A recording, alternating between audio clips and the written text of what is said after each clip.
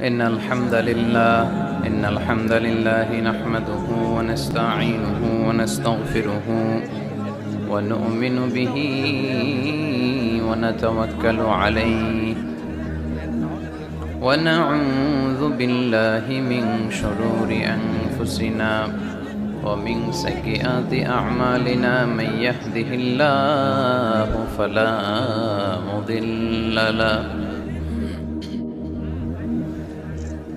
ومن يضلل فلا هادي له أي فلن تجد له وليا مرشدا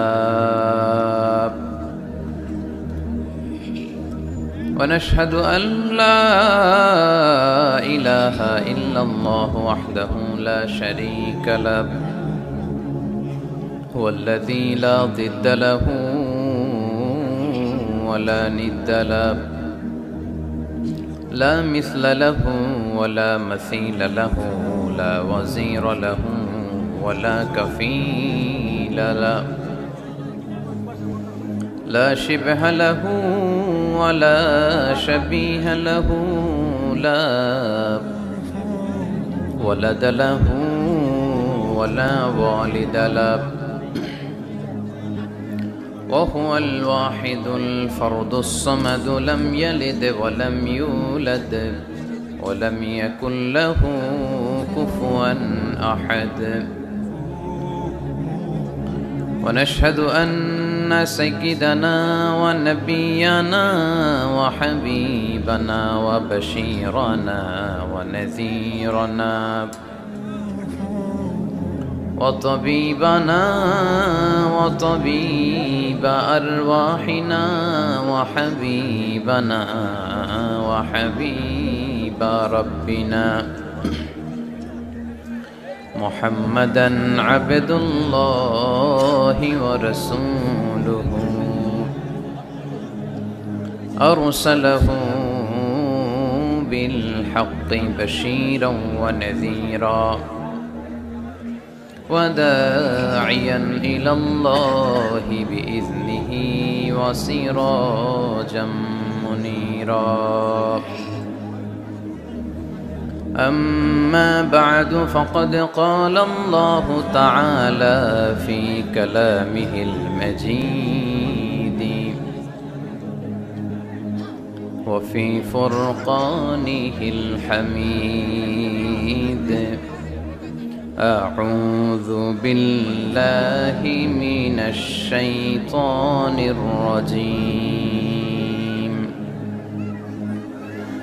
بسم الله الرحمن الرحيم وسارعوا إلى مغفرة من ربكم وجنة عرضها السماوات والأرض أعدت للمتقين إن الله وملائكته يصلون على النبي يا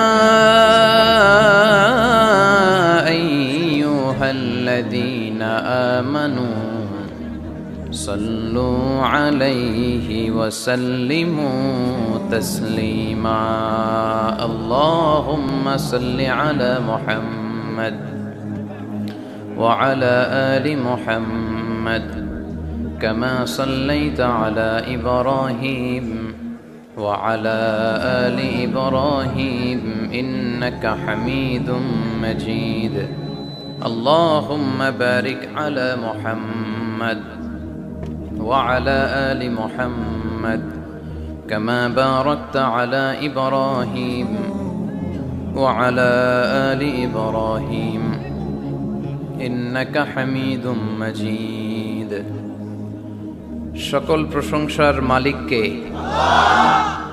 সকল ক্ষমতার উৎসকে কেউ যেটা পারে না পারে কে কেউ যেটা দেখে না দেখে কে কেউ যেটা দেয় না দেয় কে সে আল্লাহর জন্য আমরা পড়ব আলহামদুলিল্লাহ। সবাই পড়ে রব্বানা লাকাল হামদ হামদান কাসীরান তাইয়িবান মুবারাকান ফীহি ইয়া রাব্বি লাকাল হামদু কামা ইয়ানবাগি লিজালালি ওয়াজহিকা ওয়া আযীমি সুলতানিকা লাকাল হামদু বিল ঈমান লাকাল হামদু বিল ইসলাম লাকাল হামদু বিল কুরআন। আমরা প্রশংসা করলাম কার? সব সময় প্রশংসা করব কার? খাওয়ার সময়, ঘুমানোর সময়, সব কিছুর সময় প্রশংসা চলবে একজনের। তিনি কে? আল্লাহ তাআলাকে রব হিসেবে পেয়ে আমরা খুশি না বেজার? আল্লাহ রাসূল সাল্লাল্লাহু আলাইহি ওয়াসাল্লামকে নবী হিসেবে পেয়ে আমরা খুশি না বেজার? আল্লাহ রাসূল সাল্লাল্লাহু আলাইহি ওয়াসাল্লামের চেয়ে শ্রেষ্ঠ মানুষ পৃথিবীতে হতে পারে? The most amazing personality in the world, গোটা বিশ্বের সবচাইতে অসাধারণ ব্যক্তিত্ব। তিনি মানুষ ছিলেন, কিন্তু সাধারণ মানুষ নন, অসাধারণ মানুষ। তিনি মানব, যেন তেন মানব নন, তিনি মহামানব। এজন্য তার প্রশংসা শুধু আমরাই করি না, গোটা বিশ্বের সবাই করে, ঠিক কিনা? বিষ্ণু ঈসা ইসলামকে লোকজন সুপারম্যান বলতে বাধ্য হয়েছে, মানে এমন লোক যে মাটি ধরলে এটা সোনা হয়ে যায়। পরশ পাথর ছিল তার হাতে। সুবহানাল্লাহ পড়েন। সে কোন বন্ধু বলো বেশি বিশ্বস্ত, সে কোন বন্ধু বলো বড় বিশ্বস্ত, কার কাছে মন খুলে দেয়া যায়, কার কাছে প্রাণ খুলে দেয়া যায়, হওয়া যায় অতি আশ্বস্ত, তার নাম আহমদ বড় বিশ্বস্ত। সুবহানাল্লাহ পড়েন। সাইয়েদনা ঈসা আলাইহিস সালামকে আল্লাহ পৃথিবীতে পাঠিয়েছেন শুধু এই অ্যানাউন্সমেন্টটা দেওয়ার জন্য যে ইয়াতি মিন বাদি ইসমুহু আহমদ, আমার পরে একজন নবী আসবে যার নাম হবে আহমদ। আহমদ বড় বিশ্বস্ত। এজন্য রাসূল সাল্লাল্লাহু আলাইহি ইসলামকে আমরা নবী হিসেবে পেয়ে খুশি না বেজার? ইসলামকে ধর্ম হিসেবে পেয়ে খুশি না বেজার? কিন্তু অনেকেই আমরা যে মুসলমান এটা নিয়ে খুশি না। তারা সাহসিকতার সাথে ঘোষণা দিতে পারে না যে ইন্নী মিনাল মুসলিমিন। কিন্তু আমাদের ইসলাম নিয়ে গর্ব করা উচিত, কারণ এই ধর্মকে পাঠিয়েছে কে? এটা মন মস্তিষ্ক প্রসূত কোনো ধর্ম নয়, ঠিক কিনা? এটা কি আমাদের বাপ দাদার কথা অনুযায়ী চলে? ইসলাম কি নেতার কথা অনুযায়ী চলে? মসজিদের ইমামের কথা অনুযায়ী চলে? ইসলামের বিধানগুলো সরাসরি নাজিল করেছে কে? সাইয়েদনা ওমর ফারুক বলতেন, নাহনু কওমুন আ'আজ্জানাল্লাহু বিল ইসলাম, আমরা তো এমন জাতি যে জাতিকে আল্লাহ তাআলা ইসলামের দ্বারা সম্মানিত করেছে।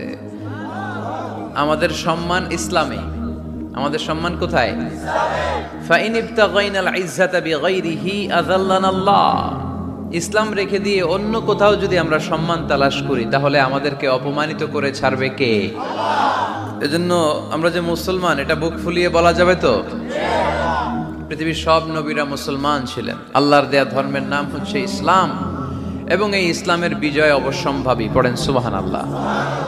যার প্রমাণ আমরা পত্রপত্রিকা খুললে, ইন্টারনেট ব্রাউজ করলে, BBC news, Al Jazeera news, CNN cable news নেটওয়ার্কের নিউজ পড়লে আমরা জানতে পারি যে গোটা বিশ্বের বিভিন্ন ধর্মাবলম্বী লোকেরা নিজেদের ধর্ম রেখে দিয়ে তারা কালিমা পড়ে মুসলমান হয়ে যাচ্ছে।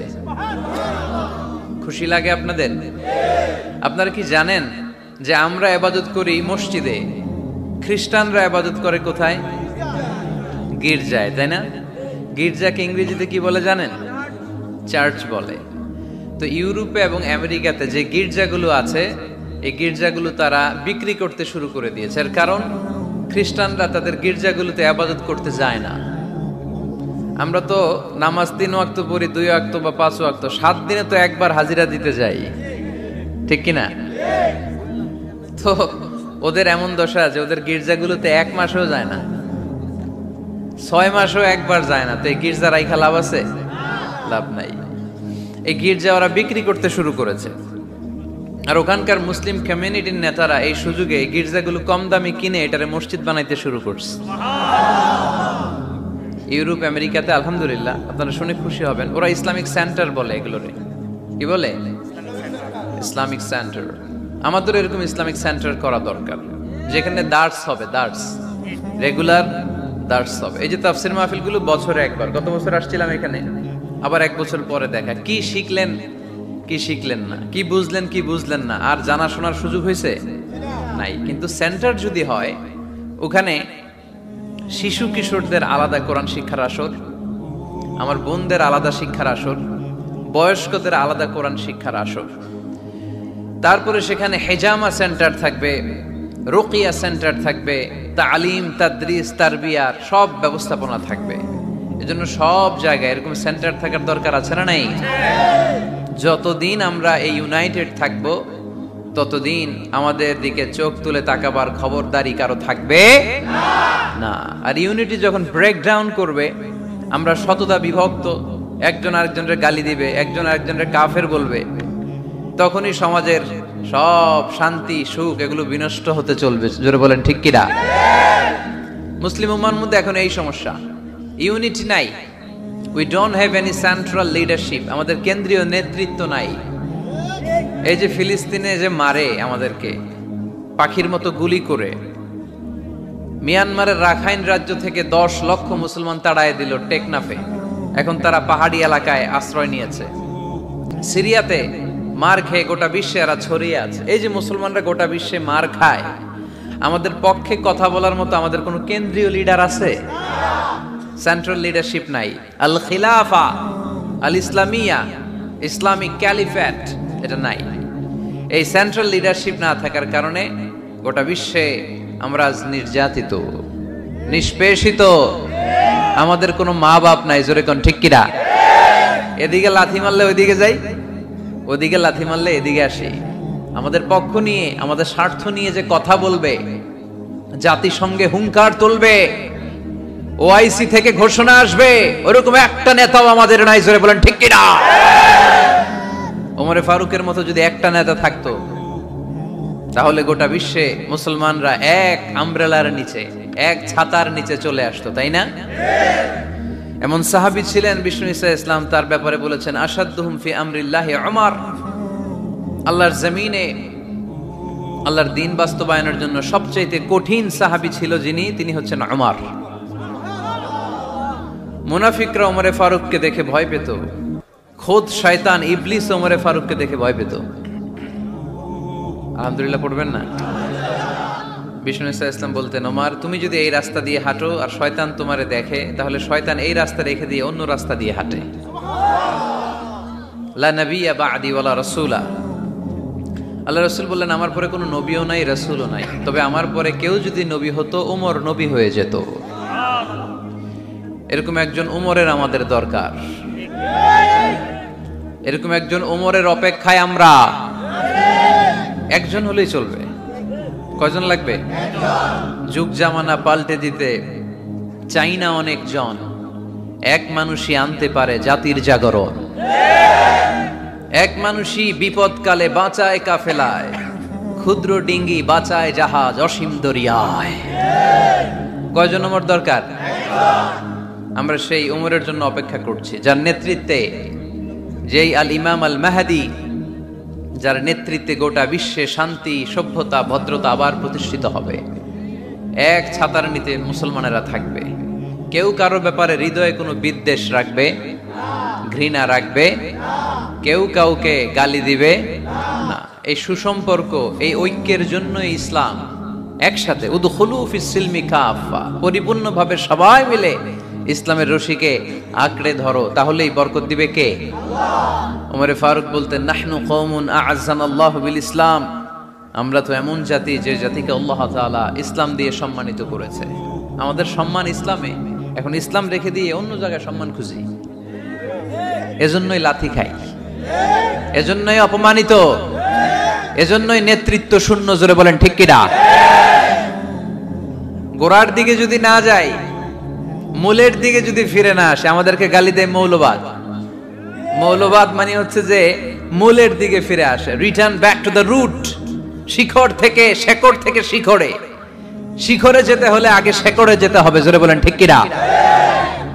এজন্য ঐক্যের কোনো বিকল্প নাই। আমি আমার আলোচনার শুরুতে এই মেসেজটা আপনাদের কাছে ড্রপ করতে চাই যে আসুন আমরা কাদা ছোড়াছুড়ি ছেড়ে দেই, হিংসা বিদ্বেষ ভুলে যাই, হৃদয়টারে সবার জন্য উজাড় করে দেই। মুমিনদের হৃদয়ে থাকবে সবার জন্য ভালোবাসা। কি থাকবে? আল্লাহ রাসূল সাল্লাল্লাহু আলাইহি ওয়াসাল্লাম মক্কা থেকে যখন মদিনাতে গেলেন, তিনি দেখলেন দলে দলে লোকজন কালিমা পড়ে মুসলমান হচ্ছে। বড় একটা মুসলিম কমিউনিটি গড়ে উঠল। আল্লাহ রাসূল সাল্লাল্লাহু আলাইহি সাল্লাম খেয়াল করে দেখলেন ওখানে শুধু মুসলিম কমিউনিটি নয়, ওখানে জিউস কমিউনিটি আছে, মানে ইহুদি কমিউনিটি। মদিনাতে ইহুদিরাও থাকতো। আবার খেয়াল করে দেখলেন আশেপাশে খ্রিস্টান কমিউনিটিও আছে। তাহলে মোট কয়টা কমিউনিটি হইল? রাসূল সাল্লাল্লাহু আলাইহি ওয়াসাল্লাম এই তিন দলকে নিয়ে একটা চার্টার করলেন। চার্টার ইতিহাসে এটা মদিনা চার্টার নামে পরিচিত, মদিনা সনদ। সুবহানাল্লাহ পড়েন। তিন ধর্মের লোক, তিন জাতি একসাথে থাকে, আর আমরা এক বাঙালি এক দেশে থাকতে পারি না। এক দল আরেক দলরে বলে তুমি ভারতপন্থী, ওই দল আরেক দলরে বলে তুমি পাকিস্তানপন্থী। বাংলাদেশপন্থী কেউ হতে চায় না। আমরা কোন পন্থী? জোরে বলতে হবে। দেশের স্বার্থটারে সামনে নিয়ে আসতে হবে। তো সম্মানিত সুধী, রাসূল সাল্লাল্লাহু আলাইহি ওয়াসাল্লাম ইহুদিদের সাথে বসেছেন। মদিনা চার্টারে যদি তিন ধর্মের লোক থাকে, মানে Muslim community, Jews community and the Christian community যদি থাকে, তার মানে এই মদিনা সনদের মধ্যে স্বাক্ষর করেছিল তিন কমিউনিটির নেতারা। ইহুদিরাও ছিল, খ্রিস্টানরাও ছিল। তো আল্লাহ রাসূল সাল্লাল্লাহু আলাইহি ওয়াসাল্লাম ইহুদিদের সাথে বসেছেন, চুক্তি করেছেন 10 বছরের লম্বা সময়ের। খ্রিস্টানদের সাথে চুক্তি করেছেন।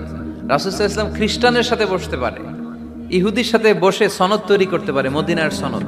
কিন্তু আমরা মুসলমানের সাথে বসতে পারি? একজন আরেকজনের ছায়া দেখতে পারে না। হিংসা, বিদ্বেষ, জেলাসি, অহংকার, ঠিক কিনা? লা ইয়াদখুলুল জান্নাতা মান কানা ফি কলবিহি হাববাতু খারদাল মিনাল কিবর। যার অন্তরে যাররা পরিমাণ অহংকার থাকে, সে কোশ্চিনকালেও আল্লাহর জান্নাতে প্রবেশ করতে পারবে না। আমরা যেন এই অহংকার থেকে মুক্ত হতে পারি। আমরা যেন ব্রড মাইন্ডেড হতে পারি। আমরা যেন ভিন্ন মতের লোকদেরকে রেসপেক্ট করতে পারি। ভিন্ন মতকেও যেন আমরা সহ্য করতে পারি। আমাদের দেশে এত কাদা ছোড়াছুড়ি, এত মারামারি কেন জানেন? আমরা ভিন্ন মতকে দমন করতে চাই, ভিন্ন মতকে আমরা স্পেস দিতে চাই না, ফলেই এত ঠেলাঠেলি। এজন্য মতামত বিভিন্ন থাকবে। This is the beauty of Islam, unity in diversity. Unity in diversity, ঐক্য হবে বৈচিত্র্যের মাঝে। আমাদেরকে ঐক্য খুঁজতে হবে। এক একজন এক এক চেহারা। এই তুমি কালা হইলা কেন, তুমি খাটো হইলা কেন, তুমি লম্বু কেন, এরকম বললে চলবে? এই মেয়ে তুমি বিএনপি করো কেন, তুমি জামাত ইসলাম করো কেন, সব আওয়ামী লীগ হয়ে যাও, বলা যাবে? তুমি এই পিসাবের মুরিদ কেন, আমি যে পিসাবের মুরিদ হইছি ওইখানে আসো না কেন, বলা যাবে না। Unity in diversity. রাসূল সাল্লাল্লাহু আলাইহি ওয়াসাল্লাম ইহুদিদেরকে স্পেস দিয়েছেন, খ্রিস্টানদেরকে স্পেস দিয়েছেন। মনে রাখতে হবে, ঐক্য প্রক্রিয়ার নাম হচ্ছে, এটা এমন একটা প্রক্রিয়া যেখানে সবাই একই চিন্তা চেতনা পোষণ করবে এমনটা নয়, বরং এক একজনের এক এক চিন্তা, কিন্তু মৌলিক বিষয়ে সবাই এক। ইউনিটি ইন ডাইভার্সিটি, বৈচিত্র্যের মাঝে আমাদেরকে ঐক্য খুঁজতে হবে। প্রিয় ভাইরা, কথা বুঝতে পেরেছেন? আপনারা কি ঐক্যের পক্ষে না বিপক্ষে? আমরা যেন ঐক্যবদ্ধ হতে পারি, আল্লাহ তুমি তৌফিক দান করো। আমরা যেন হিংসা বিদ্বেষ ভুলে যে ইসলামের কল্যাণে কাজ করতে পারি, তুমি তৌফিক দান করো। আরো জোরে পড়ি আমিন। লক্ষ্মীপুর দৌলত খাঁ বাড়ির যুব সমাজের উদ্যোগে আজকের 2 দিন ব্যাপী তাফসীরুল কোরআনের মাহফিলের সমাপনী রজনী। আজকের প্রোগ্রামের সম্মানিত সভাপতি হচ্ছেন অধ্যক্ষ গোলাম সারোয়ার সাইদি পীর সাহেব, আড়াইবাড়ি দরবার শরীফ, আমার প্রিয় নানা ভাই। উনি ফোন করে বললেন যে আসবেন প্রোগ্রামে আর কি। তো আসতেছেন আমার সাথে দেখা করার জন্য। অনেকদিন দেখা হয় না। মাঝখানে মালয়েশিয়াতে গিয়েছিলেন। 2 নানা নাতি মিলে ঘুরছি অনেক জায়গায়। মালয়েশিয়ার এক মন্ত্রণালয়েও আমরা অনেক ঘুরলাম, অনেকের সাথে আমরা মিটিং করলাম। তো হঠাৎ করে শুনলাম এখন স্টেজে ওঠার আগে নানা ভাই অসুস্থ হয়ে গেছে, শ্বাসকষ্ট হচ্ছে, আসার কথা ছিল, এখন হসপিটালে যাবেন। তো আমরা আমার প্রিয় নানা ভাইয়ের জন্য সবাই মিলে আজকের প্রোগ্রাম থেকে দোয়া করি, আল্লাহ তাআলা যেন শিফায়ে কামেলা আজেলা নাসিব করে, খুব দ্রুত সুস্থ হয়ে আবার যেন দাওয়াতি কাজে মনোনিবেশ করতে পারে, আল্লাহ তৌফিক দান করুক। আজকের প্রোগ্রামের সহসভাপতি হচ্ছেন মাওলানা আমিরুল ইসলাম সিদ্দিকী, খতিব, লক্ষ্মীপুর কেন্দ্রীয় জামে মসজিদ। আসছেন উনি? আচ্ছা, আপনি। প্রধান অতিথি জনাব অ্যাডভোকেট রাশেদুল কাউসার ভূঁইয়া জীবন, চেয়ারম্যান উপজেলা পরিষদ। আসছে? বিশেষ কাজে ঢাকা। বিশেষ অতিথি জনাব ইখতিয়ার আলম রনি, সাধারণ সম্পাদক বাংলাদেশ আওয়ামী লীগ, ৯ নং কায়েমপুর ইউনিয়ন শাখা। আসছে? মাশাআল্লাহ। তারপর আপনাদের এখানে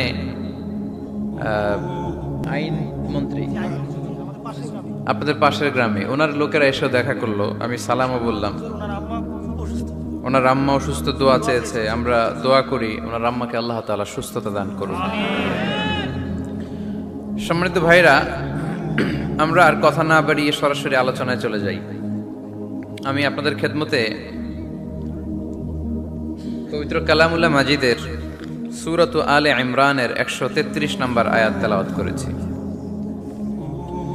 সূরাটার নাম হচ্ছে সূরাত আলে ইমরান, ইমরানের বংশধর। ইমরান কে ছিল আপনারা জানেন? মারিয়াম আলাইহিস সালামের পিতা, ঈসা আলাইহিস সালামের নানা। সুবহানাল্লাহ পড়বেন না? ওনাদের ফ্যামিলিটা আল্লাহ তাআলার কাছে এতটাই পছন্দনীয় ছিল যে এই ফ্যামিলির নামে আল্লাহ কোরআনে একটা সূরাই দিয়ে দিলেন, আলে ইমরান। আরবিতে পরিবার বা ফ্যামিলি, এটা বোঝানোর জন্য আরবিতে দুইটা শব্দ ব্যবহার হয়, এক হচ্ছে আহাল আর একটা আল। আহাল এটা সম্মানিতদের ক্ষেত্রেও হয়, আবার সাধারণ মানুষদের ক্ষেত্রেও হয়। যেমন রাসূল সাল্লাল্লাহু আলাইহি ওয়াসাল্লামের পরিবারবর্গ, ওনারা অনেক সম্মানিতা, অনেক সম্মানিত।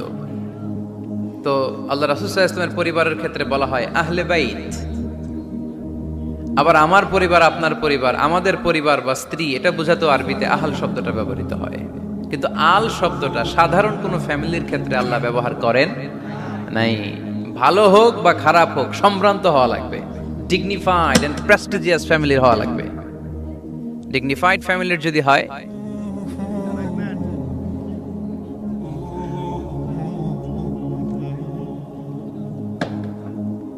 very dignified and prestigious family যদি হয়, হয়েছে এই তো ঠিক হয়ে গেছে, বসো বসো বসে যাও। very dignified and prestigious family যদি হয়, সেক্ষেত্রে আল্লাহ কোরআনে আল বলেছেন। যেমন ইমরানের পরিবারের কথা বোঝাতে যে আল্লাহ বলেছেন আলে ইমরান। দাউদ আলাইহিস সালামের পরিচয় দিতে যে পরিবারের কথা বলতে যে আল্লাহ বলেছেন আলে দাউদ। আবার ফেরাউনের বংশ বা পরিবারের কথা বলতে যে আল্লাহ বলেছেন আলে ফেরাউন। তাহলে পরিবারের আরবি দুইটা, একটা আল আর একটা আহাল। আহাল এটা সম্মানিত এবং সাধারণ উভয় ক্ষেত্রেই ব্যবহার করেন আল্লাহ তাআলা। আর আল এটা শুধু ডিগনিফাইড এন্ড প্রেস্টিজিয়াস ফ্যামিলি, ভালো হোক ফ্যামিলিটা বা খারাপ হোক, সেক্ষেত্রে আল্লাহ ব্যবহার করেন। তারই ধারাবাহিকতায় ইমরান, ওনার যে ফ্যামিলি, মারিয়াম আলাইহিস সালাম ছিলেন তার কন্যা, তার স্ত্রীর নাম ছিল হান্না বিনতে ফাখুস। এই ফ্যামিলিটা আল্লাহর কাছে বড্ড প্রিয় একটা ফ্যামিলি। এজন্য আল্লাহ তাআলা এই ফ্যামিলির নামে কোরআনে একটা সূরা দিয়েছেন। কোরআনের চ্যাপ্টারাইজেশন গুলো অনেক সুন্দর। আমি প্রায় বলে থাকি, মানুষের নামে সূরা, প্রাণীর নামে সূরা, বংশের নামে একটা সূরা আছে, সূরাতু কুরাইশ আছে না? এটা একটা বংশের নামে, তাই না? প্রাণীর নামে আছে বড় প্রাণী, ছোট প্রাণী। স্থলের সবচেয়ে বড় প্রাণী হাতি, আছে না সূরা? সূরা ফিল। আবার স্থলের সবচেয়ে ছোট প্রাণী পিঁপড়া, আছে না? আন্নাম, সূরাতু আন-নামল। তারপর মৌমাছির নামে আছে সূরা, সূরাতু আন-নাহল। মধু খান তো আপনারা? মধু, খাঁটি মধু পাওয়া যায় এলাকায়। খুব পাওয়ারফুল খাবার। কিন্তু সাইবেরিয়ান এলাকায় ওরা মদ খায়। জিজ্ঞেস করলাম কেন? কয় খুব ঠান্ডা। আমি বললাম মধু খাইও, আরো বেশি গরম হবা। মদ খেলেও শরীর গরম হয়, কিন্তু মধু খেলে তার চেয়ে বেশি গরম হয়। রাসূল সাল্লাল্লাহু আলাইহি ওয়াসাল্লাম মধু খেতেন। কিছু কিছু হাদিয়া আল্লাহ রাসূল সাল্লাল্লাহু আলাইহি ওয়াসাল্লাম ফিরিয়ে দিতেন না। এর মধ্যে একটা হচ্ছে মধু। মধু দিলে বলতেন না যে না নিব না। আতর ফিরিয়ে দিতেন না। বালিশ, বালিশ খুব পছন্দ করতেন। আল্লাহ রাসূল ঠেকনা দিয়ে বসতে পছন্দ করতেন। সুবহানাল্লাহ পড়েন। রাসূল সাল্লাল্লাহু আলাইহি ওয়াসাল্লামের কাছে একটা কসমেটিক্সের বক্স থাকতো সব সময়, জরুরি 5-6টা জিনিস এর ভেতরে থাকতো। ওখানে আল্লাহ রাসূল সাল্লাল্লাহু আলাইহি সাল্লাম চিরুনি রাখতেন। চিরুনি, আপনারা চুল আঁচড়ান তো চিরুনি দিয়ে, সবসময় পরিপাটি থাকবেন, এটা সুন্নাহ। পরিচ্ছন্ন ফিট থাকা, সবসময় গেট আপটা ভালো থাকা, এটা সুন্নাহ। আল্লাহ রাসূল সাল্লাল্লাহু আলাইহি সাল্লাম কোনো বিদেশি ডেলিগেট আসলে তাদের সাথে দেখা করার আগে সময় নিতেন, নিজেকে গুছিয়ে নিতেন। সুবহানাল্লাহ পড়েন। চুলগুলো আঁচড়ে রাখতেন এই চিরুনি দিয়ে। তাহলে ব্যক্তিগত কসমেটিক্স বক্সে আল্লাহ রাসূল সাল্লাল্লাহু আলাইহি সাল্লাম যে জিনিসগুলো রাখতেন তার মধ্যে একটি হচ্ছে চিরুনি। 2 নাম্বার, আল্লাহ রাসূল সাল্লাল্লাহু আলাইহি সাল্লাম জাইতুনের তেলের একটা ছোট্ট বোতল রাখতেন। ওয়াত্তিনি ওয়াজ জাইতুন, অলিভ অয়েল। অলিভ অয়েলের ওয়াজ করেছি গত বছর। যেখানেই আমার সাথে লোকজনের দেখা, কয় হুজুর এখন থেকে অলিভ অয়েল মাখি আমি, এজন্য সুন্দর হয়ে গেছি। তো অলিভ অয়েল রাখতেন, চিরুনি রাখতেন। এরপরে সুরমা দানি রাখতেন। সুরমা, চোখে আল্লাহ রাসূল সাল্লাল্লাহু আলাইহি ওয়াসাল্লাম সুরমা দিতেন। এরপর আল্লাহ রাসূল সাল্লাল্লাহু আলাইহি ওয়াসাল্লাম উতুর রাখতেন। উতুর, পারফিউম, আতর দিতেন। কিছু কিছু বিষয় আছে, আরবাউন মিন সুনানিল মুরসালিন, 4টা সুন্নাহ আছে, সব নবীদের সুন্নাহ, সবাই এটা করেছেন। এর মধ্যে একটা হচ্ছে উতুর, সব নবীরা আতর দিতেন। সুবহানাল্লাহ, বাড়িতে যাই বলেন আতর দিবেন, এটা সুন্নাহ। আপনার ইমপ্রেশনটাকে আরো সুন্দর করবে। First impression lasts long. প্রথম দেখায় যারে ভাল লাগে এটা সবসময় ভাল লাগে, ঠিক কিনা? প্রথমেই যদি কারোর সাথে কথা বলতে যাওয়ার পরে দেখা যায় আপনারা দেখতে খারাপ লাগে, গায়ে দুর্গন্ধ, আসবে আর আপনার কাছে? আসবে না। এরপর আসিওয়াক, ওই কসমেটিক্স বক্সে আল্লাহ রাসূল সাল্লাল্লাহু আলাইহি ওয়াসাল্লাম মেসওয়াক রাখতেন। কি রাখতেন? এটাও সব নবীদের সুন্নাত। তো আমরা যেন পরিপাটি থাকি সব সময়, সব সময় যেন পরিপাটি থাকি। তো মৌমাছির নামে সূরা দিলেন। এরকম এক ভাই বলল যে মাকড়সার নামে, হ্যাঁ, আল আনকাবুত নামে সূরা দিয়েছে। এভাবে আল্লাহ তাআলা পরিবারের নামে সূরা দিয়েছেন। ওই সূরাটার নাম আলে ইমরান। কি নাম? সূরাটার নাম হচ্ছে আলে ইমরান। সূরাটার নাম কি? আলে ইমরান। এখানে আল্লাহ তাআলা 133 নম্বর আয়াতে আমাদের অ্যাপ্রোচিং ঠিক করে দিয়েছেন। ডানে যাব না বায়ে যাব? কই যাবেন? ডানে যাবেন। ডানে আছে ক্ষমা আর আছে জান্নাত। ডানে আছে কি? আর আছে জান্নাত। সবাই বলেন, ডানে আছে কি? ক্ষমা আর আছে জান্নাত। ডান দিকে গেলে আল্লাহর ক্ষমা পাওয়া যাবে আর জান্নাত পাওয়া যাবে। এই দুইটাই তো দরকার, বেশি কিছু লাগে নাকি? আর বাম দিকে গেলে আল্লাহর ক্রোধ, রাগ আর জাহান্নাম। বাম দিকে গেলে আল্লাহর ক্রোধ বা রাগ আর জাহান্নাম। ডানে গেলে কি? প্রথমে ক্ষমা আর জান্নাত। এই দুইটা শব্দ একটু মুখস্থ রাখতে হবে আজকে। ক্ষমা আর দুইটা জিনিস পাওয়া যায় ডানে গেলে। 1 নাম্বার, 2 নাম্বার। সবাই বলেন 1 নাম্বার, 2 নাম্বার। এবার আঙ্গুল উঁচু করে বলেন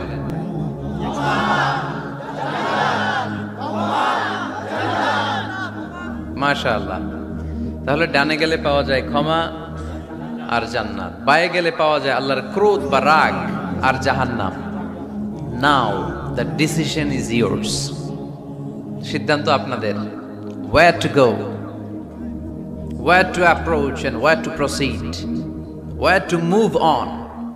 কোন দিকে যাবেন? এই কয়েকজনের সিদ্ধান্ত ডানে, বাকিদের? আপনাদেরও ডানে।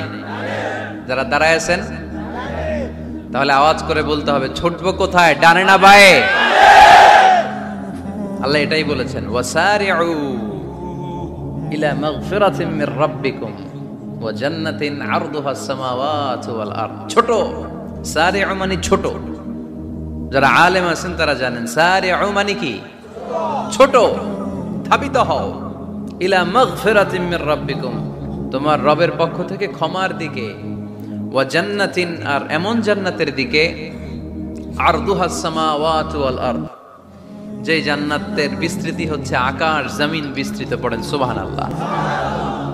তাহলে আল্লাহ ডান দিকে ছুটতে বললেন, ক্ষমার দিকে ছোট, জান্নাতের দিকে ছোট। ক্ষমা লাভের প্রতিযোগিতা করো, জান্নাত লাভের প্রতিযোগিতা করো। কিন্তু আমরা কি ক্ষমা আর জান্নাত লাভের প্রতিযোগিতা করি? আমরা কি ভালো কাজের প্রতিযোগিতা করি? আল্লাহ বললেন ফাস্তাবিকুল খায়রাত, ভালো কাজের জন্য প্রতিযোগিতা করো। আমরাও প্রতিযোগিতা করি খারাপ কাজের, তাই না? দুনিয়া কামানোর প্রতিযোগিতা করি আমরা। কি করে বেশি অর্থ উপার্জন করে যায়, হালাল পন্থায় হোক বা হারাম পন্থায় হোক, টাকা কামানোর প্রতিযোগিতা আছে না নাই? ক্ষমতার দাপট দেখিয়ে লড়াইয়ে টিকে থাকার প্রতিযোগিতা করি আমরা, জোরে কোন ঠিক কিনা? আমরা প্রাসাদ বানানোর প্রতিযোগিতা করি, আমরা বিশ্ব সুন্দরীর প্রতিযোগিতা করি, আমরা প্রতিযোগিতা করি কে হবে মাসুদ রানা। এটাও জানেন আপনারা? কে হবে সৎ মানুষ, কে হবে আদর্শ বাংলাদেশী, এরকম প্রতিযোগিতা আছে। সবাই কি হইতে চায়? মাসুদ রানা।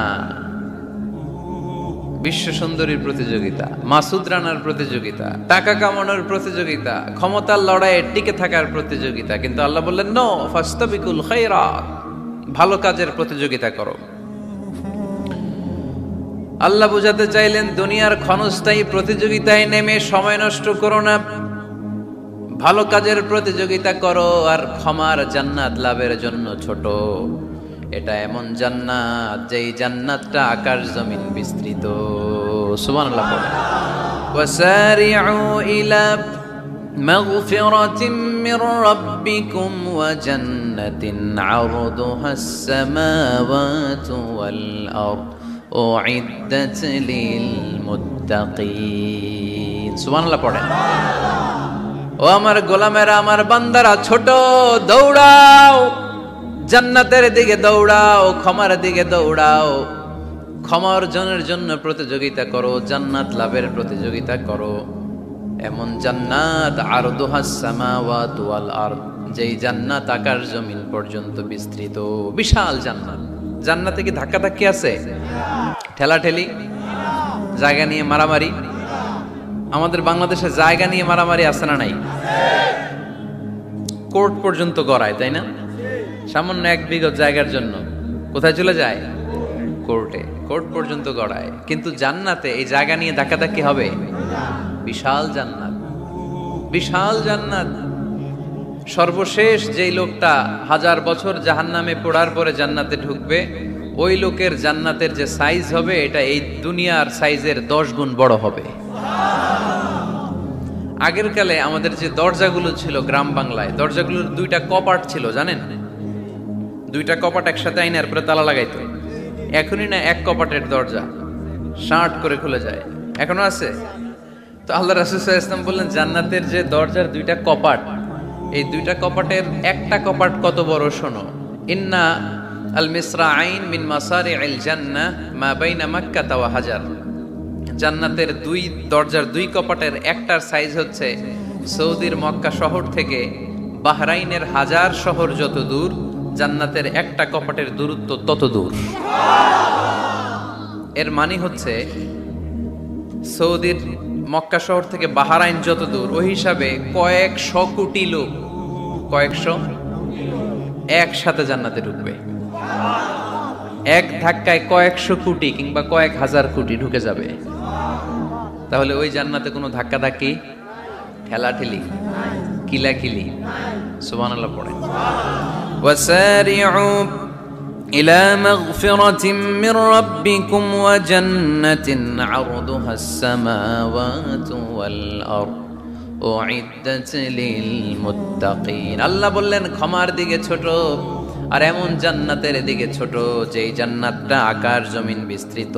উইদ্দাত লিল মুত্তাকিন, মুত্তাকিনদের জন্য এই জান্নাতকে তৈরি করে রেখেছে কে? আল্লাহ। তার মানে জান্নাত একটা সাম্প্রদায়িক জায়গা।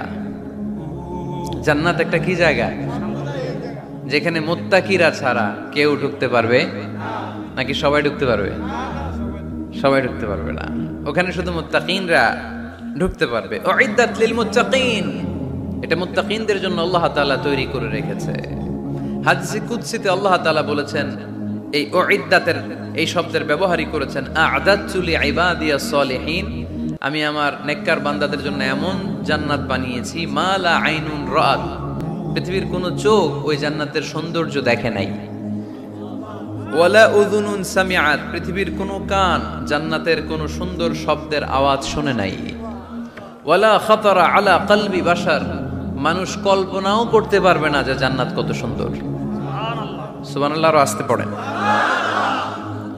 আল্লাহ বললেন উইদ্দাত লিল মুত্তাকিন, আমি আমার মুত্তাকিন বান্দাদের জন্য তৈরি করেছি। মুত্তাকিরা ছাড়া কেউ জান্নাতে প্রবেশ করতে পারবে নাকি?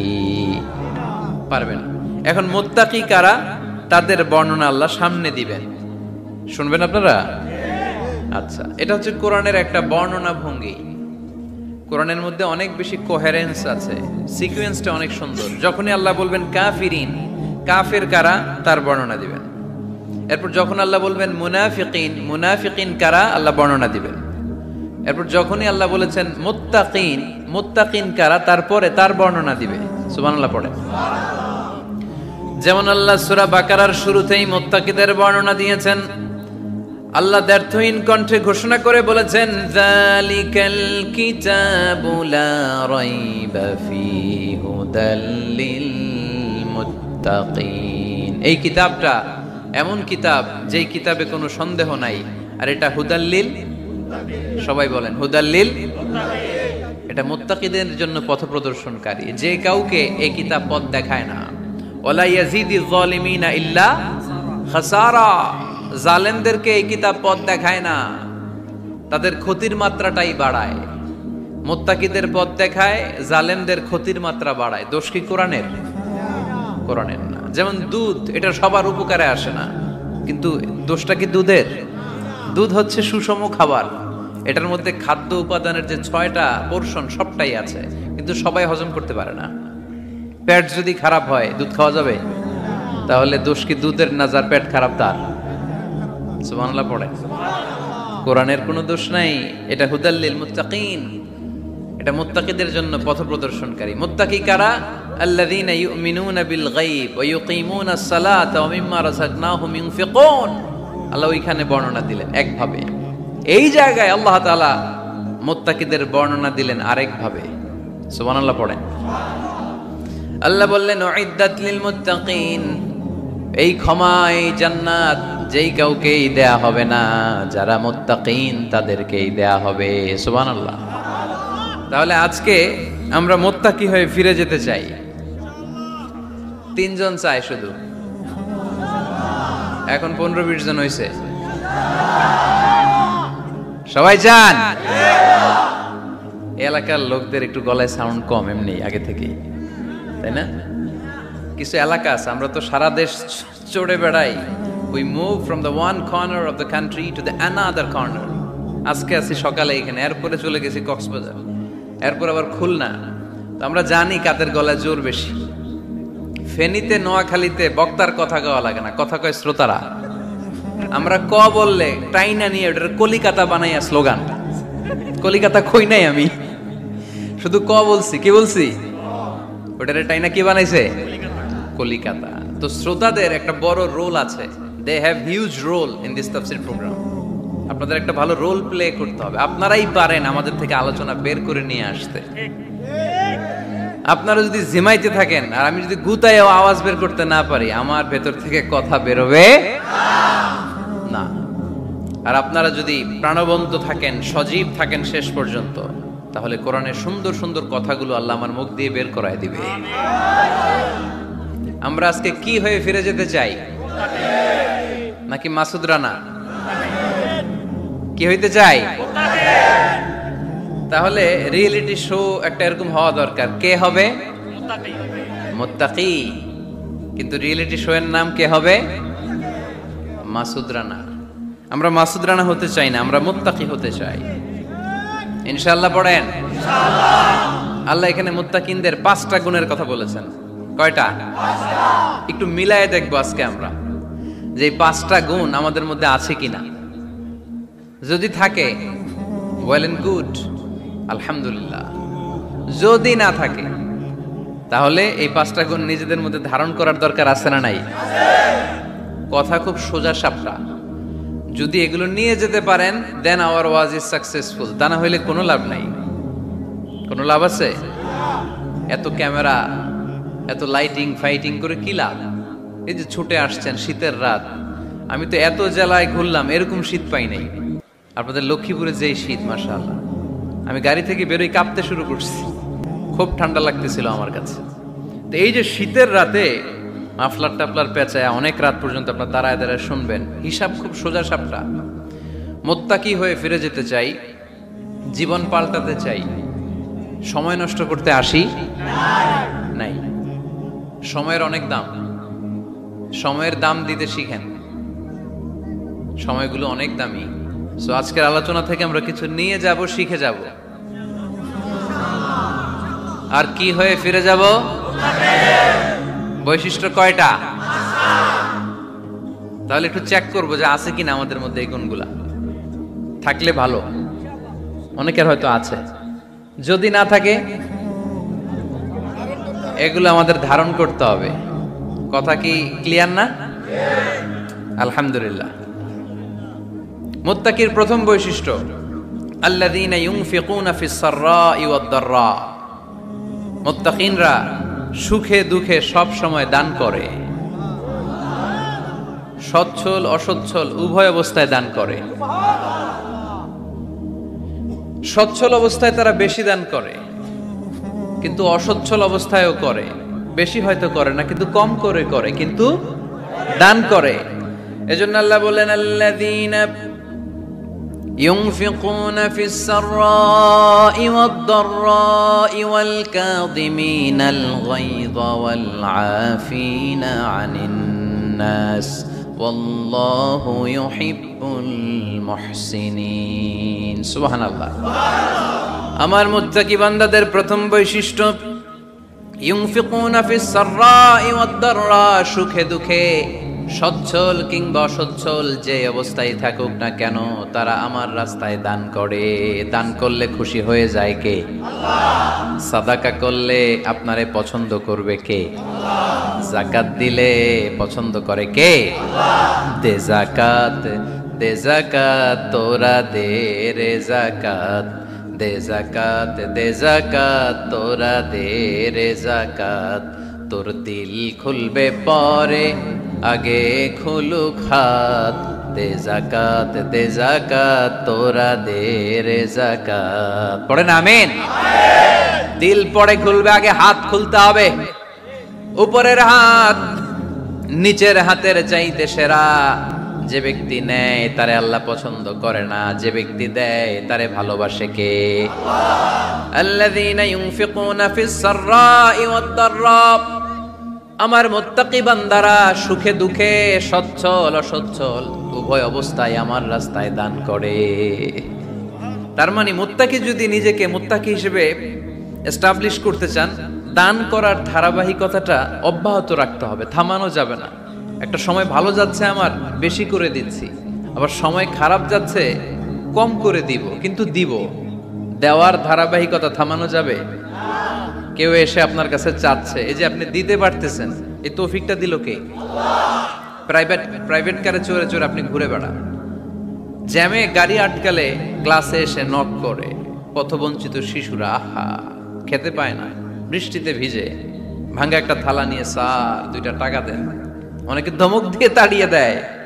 এই যে আপনি ধমক দিছেন, ওরে প্রাইভেট কারে বসাইতে পারে কে? আল্লাহ। আপনার হাতে ভাঙ্গা থালা দিয়ে রাজপথে নামায় দিতে পারে কে? আল্লাহ। এজন্য আল্লাহ বললেন, আমি দেয়ার মালিক, তুমি দাও, তুমি দিলে তোমার হাত আমি ভরে দেব। আল্লাহু আকবার। মদিনার জমিনে সবচাইতে গরীব সাহাবীর নাম ছিল সাইয়েদনা বেলাল আল হাবাশী রাদিয়াল্লাহু তাআলা আনহু। বিশ্বনবীর খাস মুয়াজ্জিন, ইথিওপিয়া থেকে ইসলামের সুশীতল ছোঁয়ায় এসে মদিনায় বিশ্বনবীর হাতে হাত রেখে কালিমা পড়ে মুসলমান হয়েছে। দেখতে ছিল কুচকুচে কালো, কিন্তু হৃদয়টা ছিল সাদা। মদিনার সবচাইতে গরিব সাহাবী, লজ্জাস্থান ঢাকার মতো একটা লুঙ্গি ছিল, এছাড়া আর কিছু ছিল না। শুধু আমাদের লজ্জাস্থান ঢাকার মতো একটা লুঙ্গি আছে, আর কিছু নাই। এরকম কে কে আছেন? হাত তোলেন। কেউ নাই। তার মানে আল্লাহ আমাদের অনেক দিয়েছে, ঠিক কিনা? মদিনার সবচেয়ে গরিব সাহাবীর নাম বেলাল রাদিয়াল্লাহু তাআলা আনহু। লজ্জাস্থানটা ঢাকার কাপড় ছাড়া তার কিছু ছিল না। ওই বেলাল রাদিয়াল্লাহু তাআলা আনহুকে ডেকে বিশ্বনবী বললেন, আনফিক ইয়া বেলাল, ও বেলাল তুমিও আল্লাহর রাস্তায় দান করো। আনফিক ইয়া বেলাল লা তাখশা মিন যিল আরশি ইকলালা, ও বেলাল আল্লাহর ধনভাণ্ডারে কমতি নাই, তুমি দান করো, তোমারও বাড়ায়া দিবে কে? যে বেলাল রাদিয়াল্লাহু তাআলা আনহু লুঙ্গিটা পরা ছাড়া আর কোনো সম্পদই ছিল না, এই লুঙ্গিটাই সম্পদ, আর কিচ্ছু নেই। ওই বেলালকে বিষ্ণু বলেছেন, দান করো বেলাল, কিপটামি করো না। যে রবের সন্তুষ্টির জন্য তুমি দান করবা, ওই রবের কোনো কমতি নাই, ঘাটতি নাই। গোটা বিশ্বের সবার সব ডিমান্ড পূরণ করে দিল, যার যত চাহিদা সব দিয়ে দিল, আমার আল্লাহর ধনভাণ্ডারের 1 ইঞ্চিও কমবে না। এজন্য মুত্তাকিদের প্রথম বৈশিষ্ট্য, আল্লাযীনা ইউনফিকুনা ফিস সাররাই ওয়াদ দাররাই ওয়াল কাযিমিনাল গায়যা ওয়াল আফিনা আনিন নাস ওয়াল্লাহু ইউহিব্বুল মুহসিনিন। মুত্তাকিনদের প্রথম বৈশিষ্ট্য, সুখে দুঃখে সব সময় দান করে একজনের খুশির জন্য। তিনি কে? দান করলে যে আল্লাহ বাড়ায় দেয়, বিশ্বাস হয়? বিশ্বাস হয়? বাড়িয়ে দিবে আল্লাহ। মাসালুল্লাযীনা ইউনফিকুনা ফি সাবিলিল্লাহি কামাসালি হাব্বা أنبتت 7 سنابل في كل سنبلة 100 حبة والله يضاعف لمن يشاء والله واسع عليم। সুবহানাল্লাহ পড়ে। আল্লাহর রাস্তায় দানের দৃষ্টান্ত চারা গাছের মতো। যেই চারা গাছ রোপণ করে দিলে সেখান থেকে শীষ গজায় 7টা। ওই 7টা শীষ থেকে, প্রতিটা শীষ থেকে হয় শত শস্য দানা, মানে 700। আপনি 1 টাকা দান করলে আল্লাহ 7 গুণ, 100 গুণ থেকে 700 গুণ বাড়ায় দিবে। আল্লাহর প্রাচুর্যতার কোনো কমতি নাই, আল্লাহর ভান্ডারে কোনো ঘাটতি নাই, আছে? এজন্য দিতে হবে। কি করতে হবে? দিলে নতুন করে আসে, না দিলে আসে না। বিশ্বাস হয়? অনেকে বিশ্বাস করে না। আল্লাহ বলেন, আনফিক ইয়া আদম উনফিক আলাইক, এই বনি আদম দাও, দিলে আমিও দেব। অনেকে আমরা ধরে রাখি দেখে নতুন কিছু আসে না। আপনার হাতে 5 কেজির একটা বস্তা, তো এটা ধরে রাখলে আরেকটা নিতে পারবেন? এটা ফালাই দিলে না 10 কেজি ধরতে পারবেন? কথা কয় না? 5 কেজির এটা দিয়ে দেন, 20 কেজি আসবে। 20 কেজির ওইটা দিয়ে দেন, 40 কেজি আসবে। আর 5 কেজি ধরে রাখলে নতুন কিছু আসবে। আনফিক ইয়া ইবনা আদম উনফিক আলাইক, হে বনি আদম দান করো, তুমি দিলে আমি তোমারে দিব। সুবহানাল্লাহ পড়েন। তবে এই দানটা গোপনে হলে ভালো। প্রকাশ্যে দান করলেও আল্লাহ কবুল করে, কিন্তু গোপনে করলে বেশি খুশি হয় কে? গোপন দান, আল্লাহ তাআলার রাগ আর ক্রোধ যদি আপনার উপর থেকে থাকে, গোপন দান আল্লাহর ক্রোধ আর রাগকে কমিয়ে দেয়।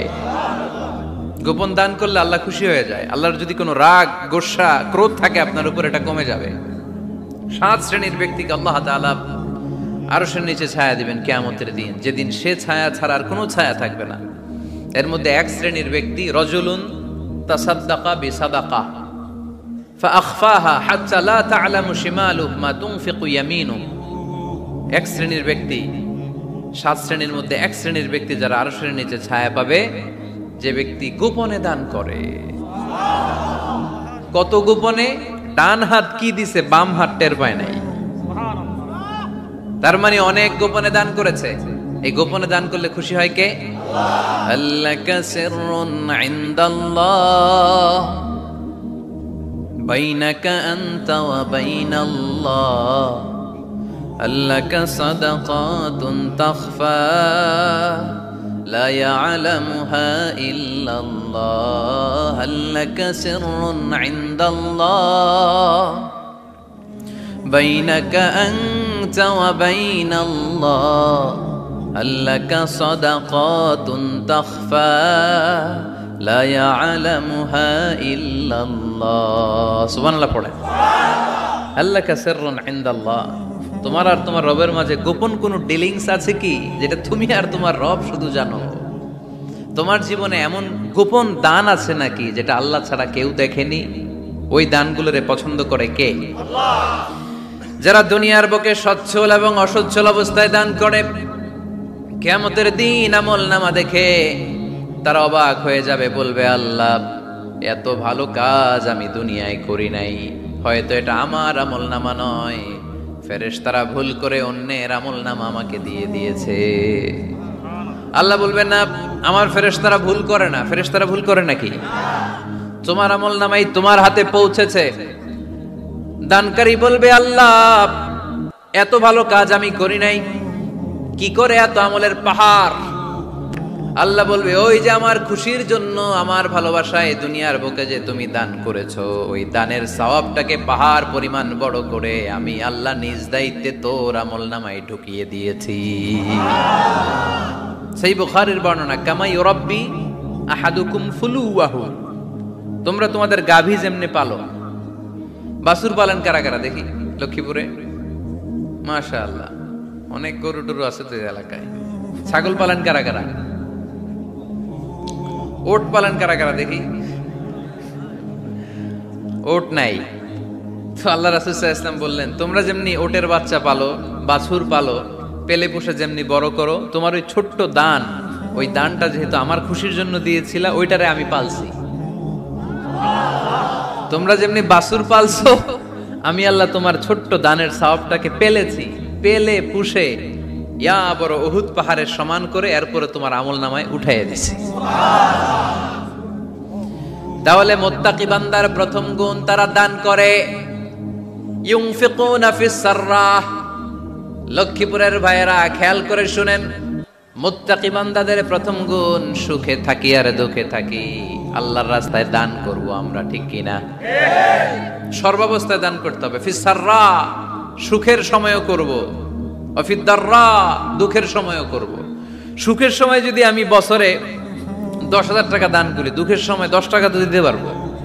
কথা বুঝে নাই বোধহয়? কষ্টের সময় অল্প দিব, কিন্তু দেয়ার ধারাবাহিকতাটা আমরা চালিয়ে যাব। পারা যাবে? তাহলে মুত্তাকিদের প্রথম গুণ, আল্লাযীনা ইউনফিকুনা ফিস সাররাই ওয়াদ দাররাই ওয়াল কাযিমিনাল গায়যা ওয়াল আফিনা আনিন নাস ওয়াল্লাহু ইউহিব্বুল মুহসিনিন। মুত্তাকিনদের প্রথম গুণ, সুখে দুঃখে মুত্তাকিরা আল্লাহর রাস্তায় দান করে। এটা বোঝা গেছে না? মনে থাকবে কতক্ষণ? হ্যাঁ, কাল কি ভুলা যাবে? আজীবন? হ্যাঁ, আজীবন মনে থাকবে? মনের কান দিয়ে শুনতে হবে। এই কান না, মনেও একটা কান আছে, ওই কান দিয়ে শুনলে ভুলবেন না। তাহলে মুত্তাকিদের প্রথম বৈশিষ্ট্য, যেহেতু আমরা মুত্তাকি হয়ে ফিরে যেতে চাই, মুত্তাকিদের প্রথম বৈশিষ্ট্য আমরা জানলাম, যারা সুখে দুঃখে কি করে? দান করলে বাড়ায় দেয় কে? আল্লাহ। ধৈর্য রাখলে নতুন কিছু পাওয়া যায়? ওটা ছেড়ে দেন, ওটা দিয়ে দেন, তাহলে নতুন কিছুর ব্যবস্থা করবে কে? আল্লাহ। তাহলে এটা বুঝে ফেলছেন না? হজম হয়েছে? হজম, এটার হজম করে ফেলেন। হয়ে গেছে গা? আচ্ছা, এবার আল্লাহ বললেন মুত্তাকিনদের 2 নাম্বার বৈশিষ্ট্য, ওয়াল কাযিমিনাল গায়যা। মুত্তাকি বান্দারা তাদের রাগকে হজম করে, রাগ সংবরণ করে, ক্রোধকে নিয়ন্ত্রণ করে। সুবহানাল্লাহ পড়েন। এইবার আসছে কঠিন ওয়াজ। এবার একজনকে হুজুর এটাই তো পারি না, এটাই তো পারি না, এটা পারতে হবে আপনাকে মুত্তাকি হতে চাইলে। ওয়াল কাযিমিনাল গায়য, মুত্তাকিনরা নিজেদের রাগকে সংবরণ করে, রাগ হজম করে। রাগের সময় নিজের উপর নিয়ন্ত্রণ রাখে। আমাদের অনেকের অনেক রাগ, এত রাগ, রাগের সময় হিতাহিত জ্ঞান থাকে না। এরকম আছে না নাই? রাগ কিন্তু অনেক ভয়ঙ্কর, জানেন? রাগ বেশি কার কার? লক্ষ্মীপুরের দেখি তো, খাইছে আছে তো দেখি, 3-4 জনের রাগ আছে না? বাকি সব আল্লাহর ওলি। লক্ষ্মীপুরের ঘরে ঘরে রাগ। আচ্ছা, লক্ষ্মীপুরের মানুষ অনেক ভদ্র, শান্তশিষ্ট, রাগ টাগ নাই। হ্যাঁ, বাঙ্গালায় তো এই রাগ ভয়ঙ্কর। এটা রাগ কিন্তু ভয়ঙ্কর। মানুষ যখন রাগ করে তখন তার হিতাহিত জ্ঞান থাকে, কি করে কি বলে সে জানে। পৃথিবীর সবাই আমরা রাগী, কেউ কম কেউ বেশি। এটা ভেরি ন্যাচারাল। আমাদের দেহে একটা হরমোন আছে, অ্যাড্রেনালিন বলে আর কি এটাকে। Adrenaline hormone triggers up your bodies fight response. এটা যখন নিঃসরিত হয় দেহ থেকে, আপনার বডি তখন ফাইট করতে মনে চায়। কোপায়ালামো, মাইরালাম উতরে, হোতায়ালাম ওয়াক করে, এরকম একটা অ্যাটিটিউড চলে আসে না? এটা ন্যাচারাল। এই অ্যাড্রেনালিন হরমোন যখন নিঃসরিত হয়, এটা আপনার ফাইট রেসপন্সকে ট্রিগার আপ করে। তখন আপনার দেহ খুব উত্তেজিত, ফাইট করতে মনে চায়, মনে চায় এখনই ধরি ওরে। আসলে নাই? তবে এটা ভালো কাজে লাগাইতে হবে। রাগটা পারা যাবে না। রাগ কিন্তু খুব ভয়ঙ্কর। এই রাগের শারীরিক মানসিক অনেক ক্ষতি আছে। হার্ট অ্যাটাক করে অনেকে রাগে, স্ট্রোক করে ফেলে। রাগ হচ্ছে অনেকটা ঝড়ের মতো। কিসের মতো? ঝড় যেমনি একদিক থেকে এসে সব লন্ড ভন্ড করে দিয়ে অন্য দিক দিয়ে ছুটে চলে যায়, যখন ঝড়টা হয় তখন তো টের পাওয়া যায় না। রাগও তেমন। যখন রাগটা আসে, কি যে করে ফেলছি তখন বোঝা যায় না। রাগ চলে যাওয়ার পরে, মাথা ঠান্ডা হওয়ার পরে তখন বোঝা যায়, হায় রে এটা কি করলাম। রাগের সময় দিয়ে দিছে তালাক। রাগের সময় কি করছে? রাগ যখন শেষ তখন কয়, হায় হায় বউ তুমি তো আমার কৈতরি। মারামারি হয়, সম্পর্কের অবনতি হয়, স্বামী স্ত্রীর সম্পর্কের বিচ্ছেদ ঘটে। বাবা ছেলের সাথে রাগ করে না? বাপে কয় দিমু না তোরে, কিচ্ছু দিমু না। পোলায় কয় দিবা না কে? বাপে কয় দিলাম না। পোলায় কয় মারলাম তোমারে। বাপে কয় তোরে ত্যায্য করলাম। পোলা কয় কোপ দিলাম। আছে না নাই? শুনবেন এরকম বাবা ছেলে হতাহতের ঘটনা। হাজবেন্ড ওয়াইফ ডিভোর্স পর্যন্ত গড়ায়। বন্ধু বন্ধুর সম্পর্ক নষ্ট হয় এই রাগের কারণে। দেখছেন, আল্লাহ যেখানে যত ফোঁটা দেয়া দরকার ওই জায়গায় অত ফোঁটা দেয়। এটার নাম ইসলাম। এজন্য আল্লাহ বললেন, মুত্তাকিদের 2 নাম্বার গুণ আল কাযিমিনাল গায়জ। মুত্তাকিনরা রাগকে সংবরণ করে, তারা অল্পতে চটে যায় না, তারা হট টেম্পার্ড না, তারা বুঝে শুনে কাজ করে, নিজের ক্রোধ আর রাগকে সংবরণ করতে জানে। সুবহানাল্লাহ পড়েন। আল্লাহ রাসূল বললেন, লাইসা শাদীদু বিসুরআহ, কুস্তি করে যে অন্যকে শোয়ায় ফেলতে পারে সে শক্তিশালী নয়। ইন্নামা শাদীদুল্লাযী ইয়ামলিকু নাফসাহু ইনদাল গাদাব, রাগের সময় যেই ব্যক্তি নিজের উপর নিয়ন্ত্রণ রাখতে পারে আল্লাহর কাছে সেই হলো শক্তিশালী। এক একটা কথার ওজন দেখছেন আল্লাহ রাসূল সাল্লাল্লাহু আলাইহি ওয়াসাল্লামের। লাইসা শাদীদু বিসুরআহ, যে কুস্তি খেলতে পারে ভালো সে শক্তিশালী না, বরং ইন্নামা শাদীদুল্লাযী ইয়ামলিকু নাফসাহু ইনদাল গাদাব, রাগের সময় যে নিজেকে নিয়ন্ত্রণ করতে পারে সেই শক্তিশালী। সুবহানাল্লাহ পড়ুন। এজন্য আমি মুত্তাকি হম হুজুর। হুজুর আজকের ওয়াজ শুনে আমি মুত্তাকি, শুধু হাত তুলে মুত্তাকি বললে হবে? রাগ নিয়ন্ত্রণের, রাগ কন্ট্রোল করার অভ্যেস নিজের মধ্যে জাগ্রত করতে হবে, ঠিক কিনা? এক সাহাবী এসে বললেন, ইয়া রাসূলুল্লাহ আউসিনি, ইয়া রাসূলুল্লাহ আমারে কিছু নসিহত করেন, নসিহত করেন। বিশ্বনবী বললেন, লা তাগদাব, সাহাবী তুমি রেগে যেও না। সাহাবী বললেন, নবী আবার নসিহত করেন। বিশ্বনবী বললেন, তুমি রেগে যেও না। সাহাবী বললেন, শুনলাম তো এটা, আরেকটা কিছু কোন। বিশ্বনবী বললেন, রেগে যেও না। রাদ্দাদা মিরারান, বারবার যতবার সাহাবী বিশ্বনবীর কাছে নসিহত চাইলেন, বিশ্বনবী একটা নসিহতই করলেন, রেগে যেও না, কারণ রেগে গেলেন তো হেরে গেলেন। রেগে গেলেন তো হেরে গেলেন। ওরা আপনারে রাগাতে চাইবে, আপনি ঝগড়া করতে চান না, ওরা আপনারে পায়ে পাড়া দিয়ে ঝগড়ায় নামাতে চাইবে। চিল্লা এখন ঠিক কি না? ওরা পায়ে পাড়া দিয়ে ঝগড়া করবে, ওরা আপনারে অলওয়েজ পোক করবে, ওরা আপনারে হট টেম্পার্ড বানাতে চাবে, আপনারে অস্থির করে দিতে চাবে। কিন্তু ফর্মুলা আমাদের ভালো জানা আছে। আমরা কোরআন থেকে ফর্মুলা নিয়ে চলি, মানব রচিত কোনো ফর্মুলায় আমরা চলি না। জোরে বলেন ঠিক কি না? মুত্তাকিনদের 2 নাম্বার বৈশিষ্ট্য, ওয়াল কাযিমিনাল গায়জ, মুমিনরা নিজেদের রাগকে নিয়ন্ত্রণ করে। রাগ নাইকার, ক্ষোভ নাইকার, কিন্তু মুমিনরা, মুত্তাকিনরা চাইলেই রাগ দেখায় না। তারা রাগকে কি করে? পারবেন পারবেন আজকে থেকে ভাবির আর বকবেন না তো, ঝগড়া করবেন না তো, ছেলে মেয়েদের উপর উত্তেজিত হবেন না তো, হ্যাঁ? রাগারাগি করবেন, মনে থাকবে তো? আল্লাহ রাসূল সাল্লাল্লাহু আলাইহি ওয়াসাল্লাম কখনোই রাখতেন না। সুবহানাল্লাহ নাই? আল্লাহ রাসূল সাল্লাল্লাহু আলাইহি ওয়াসাল্লাম কখনোই, ওনার সাথে কেউ খারাপ আচরণ করলে উনি রাখতেন না।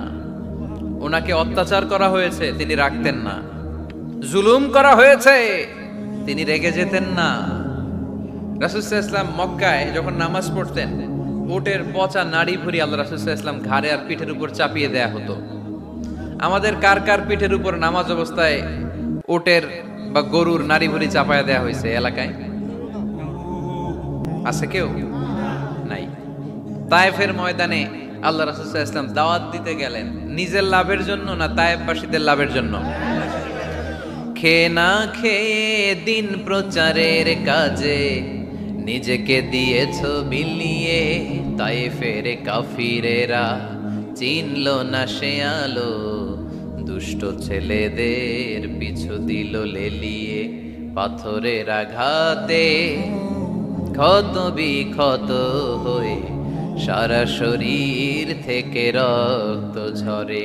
হে রাসূল তোমাকে ভুলি আমি কেমন করে, হাজার ব্যথা বেদনার পরে ফিরে আসনি তুমি আপন ঘরে, দিনের আলো তুমি ছড়িয়ে দিতে, চলে গেলে মদিনায় মক্কা ছেড়ে।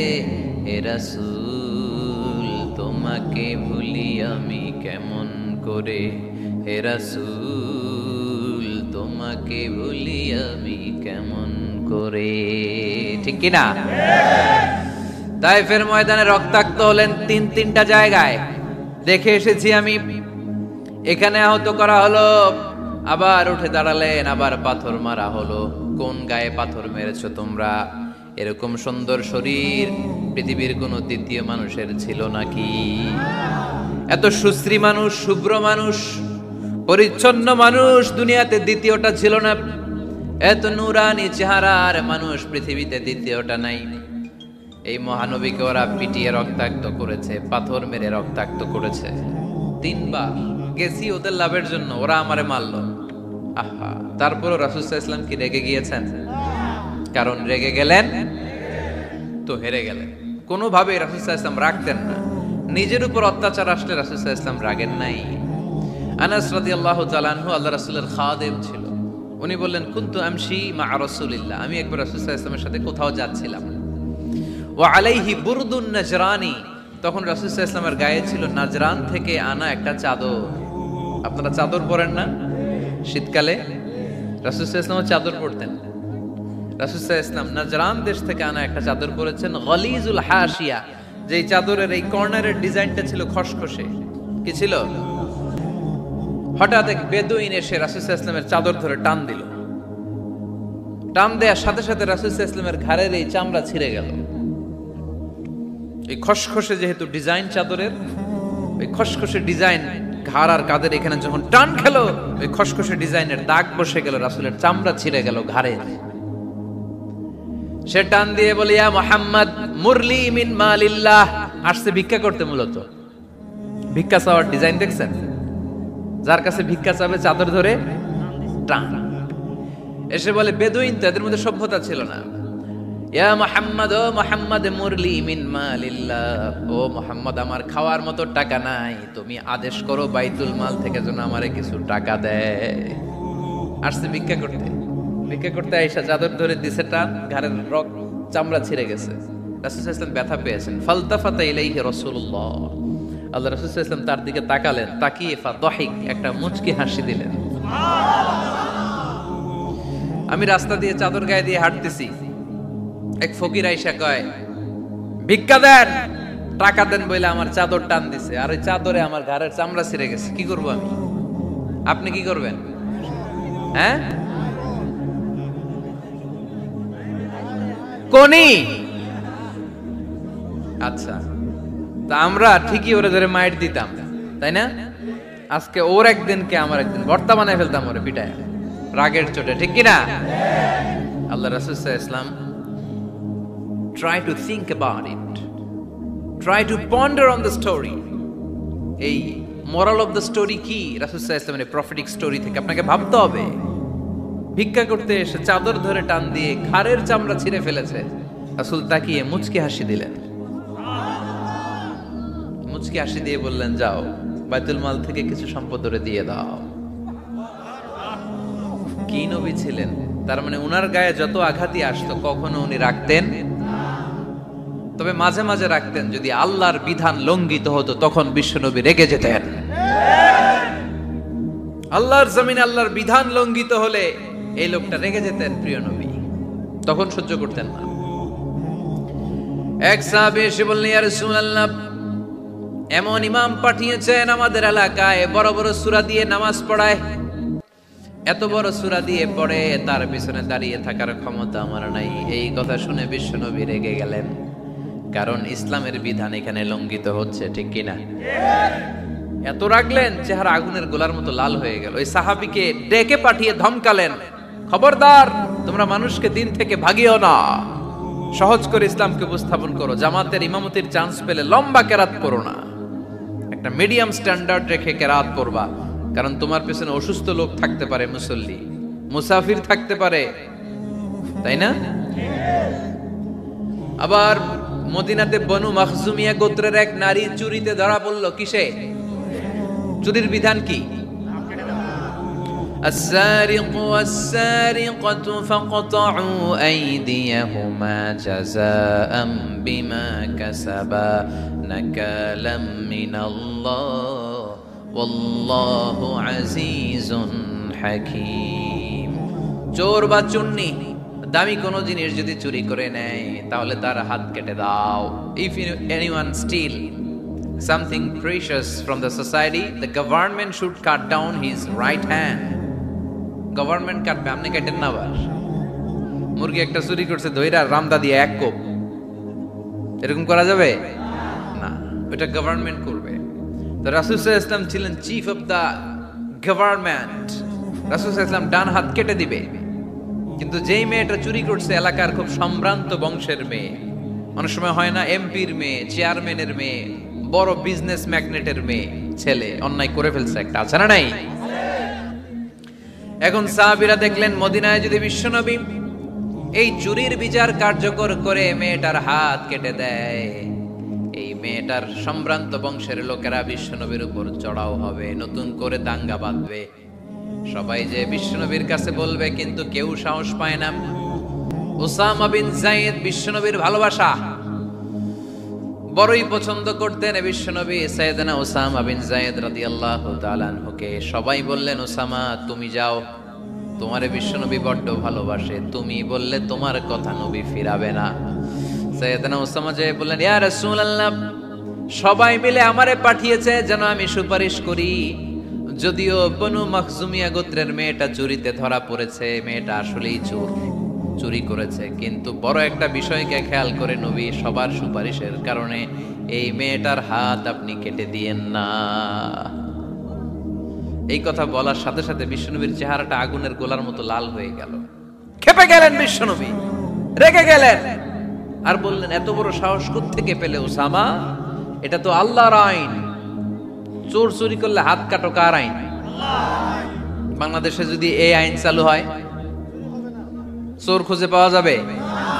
দেশের টাকা যারা চুরি করে এদেরকে পাওয়া যাবে? পেঁয়াজের দাম যারা বাড়ায় এদের খুঁজে পাওয়া যাবে? মজুদদারদেরকে আর খুঁজে পাওয়া যাবে না, সব চোর মানুষ হয়ে যাবে, ঠিক কিনা? একটা বিচার যদি করে, সরাসরি সম্প্রচার, সব টিভিতে লাইভ ব্রডকাস্ট, আমরা দেখলাম চোরের হাত কাটতেছে কিভাবে, এরপরে চুরি করার আগে 10 বার ওর আত্মা কেঁপে উঠবে। রাসূল সাল্লাল্লাহু আলাইহি ওয়াসাল্লাম বললেন, এটা আল্লাহর আইন। কেমন করে তুমি সুপারিশ করো আল্লাহর আইন থামানোর জন্য? লাউ কানা ফাতিমা বিনতে মুহাম্মাদিন সারাকাত লাকাতা মুহাম্মাদুন ইয়াদাহা। আজকে আমার কলিজার টুকরা নয়নের পুটলি ফাতেমাও যদি চুরিতে ধরা পড়তো, আমি ফাতেমার হাতটা কেটে দিতে 1 সেকেন্ডও দেরি করতাম না। আমার মেয়ে ফাতেমাও যদি চুরি করতো, আমি হাত কেটে দিতে দেরি করতাম? রেগে যেতেন প্রচন্ড, এমনি রাখতেন না। কেউ আক্রমণ করলে ব্যথা দিলে, কষ্ট দিলে রাখতেন না। কিন্তু আল্লাহর জমিনে আল্লাহর বিধান যখন লঙ্ঘিত হতো, আল্লাহ রাসূল সাল্লাল্লাহু আলাইহি ওয়াসাল্লাম রেগে যেতেন। তাহলে কোথায় রাগ করবেন আর কোথায় করবেন না বোঝা গেছে তো? সব জায়গায় রাগ করা যাবে? এজন্য মুত্তাকিনদের 2 নাম্বার বৈশিষ্ট্য, ওয়াল কাযিমিনাল গায়যা। মুত্তাকিনরা রাগ দেখায় না, মেজাজ দেখায় না, বরং মুত্তাকিন বান্দারা আল্লাহর খুশির জন্য নিজের রাগ আর ক্রোধকে নিয়ন্ত্রণ করে। রাসূল সাল্লাল্লাহু আলাইহি ওয়াসাল্লাম আল্লাহর বিধান লঙ্ঘিত হলে রেগে যেতেন, এছাড়া রাখতেন না। একবার তাহাজ্জুদের সময় সাইয়েদনা আলী রাদিয়াল্লাহু তাআলা আনহু আর ফাতেমা রাদিয়াল্লাহু তাআলা আনহাকে ডাকতে গেলেন তাহাজ্জুদ পড়ার জন্য। কিসের জন্য? যে ডাকলেন, দরজায় কড়া নাড়লেন, আলী ওঠো, ফাতিমা ওঠো। কিন্তু সাইয়েদনা আলী রাদিয়াল্লাহু তাআলা আনহু বললেন, কি জন্য উঠবো? আল্লাহ রাসূল সাল্লাল্লাহু আলাইহি ওয়াসাল্লাম বললেন, তাহাজ্জুদের জন্য। আলী রাদিয়াল্লাহু তাআলা আনহু একটু কৌশল করে বললেন, আমাদের রুহু তো আল্লাহর হাতে। রুহু কার হাতে? আল্লাহ যখন রুহু ফিরাই দিবে তখন ঠিকই উঠবো, পড়বো তাহাজ্জুদের নামাজ, পড়বো, রুহুটা ফিরে আসুক, পড়বো। একটু কৌশল করলেন। তো রাসূল সাল্লাল্লাহু আলাইহি ওয়াসাল্লাম এই কৌশলটারে পছন্দ করলেন না। রাসূল চাইছেন আমি বলা মাত্রই যেন উঠে যায়। রাসূল সাল্লাল্লাহু আলাইহি ওয়াসাল্লাম তখনও রেগে গেলেন। বুখারীর বর্ণনা, তিনি ফিরে আসতেছিলেন আর রাগে নিজের রানের মধ্যে চাপড়াচ্ছিলেন এরকম, ওয়াকারাল ইনসানু আকসারা শাইইন জাদালা। আরে মানুষ কত ঝগড়া করতে জানে, আরে মানুষ কত তর্ক করতে জানে, মানুষ যে কত ঝগড়া করে, মানুষ যে কত তর্ক করে, নিজের উপর নিজে ঝাল মিটাচ্ছিলেন রানের মধ্যে চাপড়াতে চাপড়াতে। সুবহানাল্লাহ পড়ে। আক্রমণ করলে রাখতেন না, ওটের নারী ভুঁড়ি চাপিয়ে দিলে রাখতেন না, কিন্তু ধর্মীয় বিধান লঙ্ঘিত হলে বিশ্বনবী রেগে যেতেন, চিল্লায় এখন সুবহানাল্লাহ। এজন্য মুত্তাকিদের 2 নাম্বার বৈশিষ্ট্য, আল কাযিমিনাল গায়দ। রাগকে সংবরণ করতে হবে, রাগ দেখানো যাবে না। রাগ দেখাবেন, কি করবেন? নিয়ন্ত্রণ করব। একজন নিয়ন্ত্রণ করবে শুধু, আর আপনারা কোপায় ফেলাইবেন সব। মাশাআল্লাহ। আরে বলো, কি করবা? এভাবেই তো সমাজ পরিবর্তন হয়। শুনতে হবে তো আমার কথা, শুনতে হবে, জানতে হবে, দেন মানতে হবে। পরিবর্তনটা আস্তে আস্তে হয়।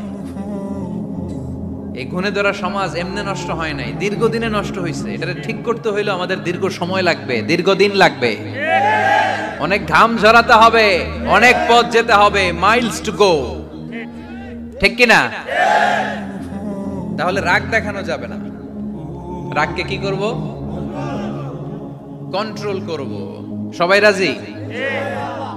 যারা হাত তুলছিলা যে আমার রাগ বেশি, তোমাদের জন্য tips, how to control anger, কিভাবে রাগ কমাতে হয়। আল্লাহ রাসূল সাল্লাল্লাহু আলাইহি ওয়াসাল্লাম এটাও শিখাই দিয়েছে। শুধু হুজুরে কইছে সুবহানাল্লাহ। সুবহানাল্লাহ বললে কি গুনাহ হবে? একবার সুবহানাল্লাহ বললে আকাশের জমিনের মাঝখানে সব ফাঁকা জায়গাটা সওয়াব দিয়ে ওই সওয়াব আল্লাহ আপনার আমলনামায় ঢুকায় দিবে। খুব চালাক এই এলাকার লোকেরা, সওয়াবের কথা শুই না, লাভ শুই না। সুবহানাল্লাহ, লাভ আছে যেখানে আমরা আছি।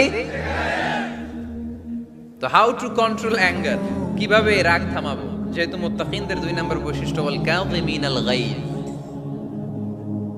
মুত্তাকিদের বৈশিষ্ট্য তারা রাগকে নিয়ন্ত্রণ করে। আল্লাহ রাসূল শিখাই দিলেন, 4টা পদ্ধতি শিখালেন রাগ কমানোর। কয়টা মনে থাকবে? অ্যাপ্লাই করবো এগুলো, দেখবো আজকে থেকে রাগ কমে কিনা। পারা যাবে?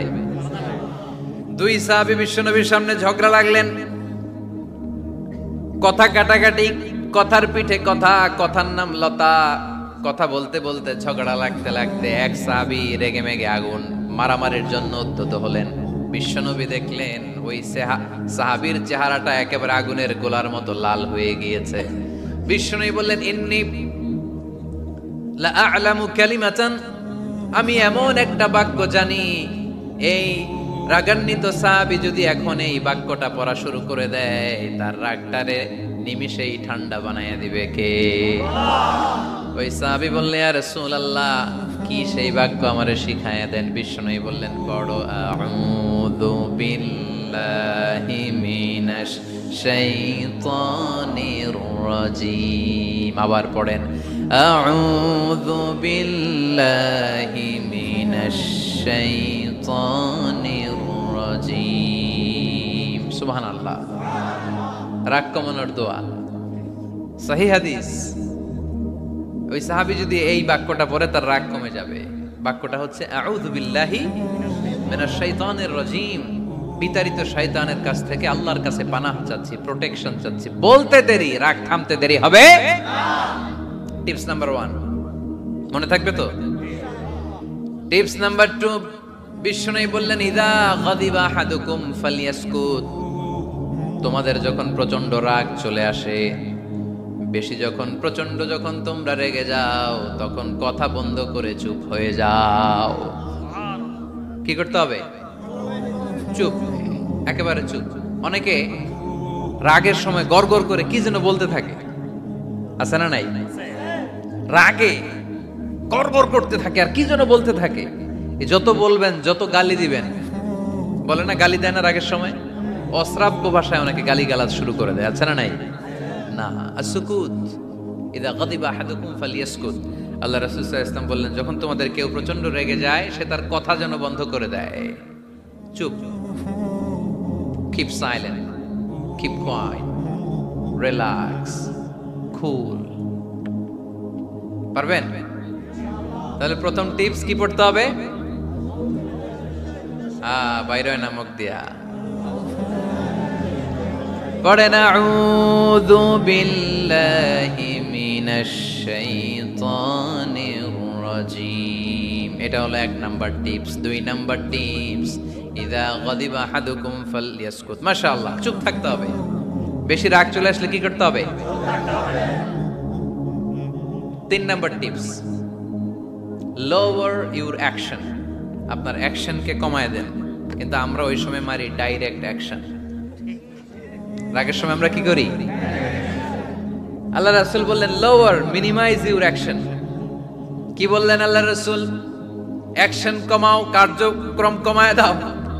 ইযা গাদিবা আহাদুকুম ওয়া হুয়া কাইম ফালিয়াজলিস। দাঁড়ানো অবস্থায় তোমাদের কেউ যদি রেগে যায়, সে যেন বসে পড়ে। ফাইন যাহাবা আনহুল গাদাবু ওয়া ইল্লা ফালিয়াত্তাজি।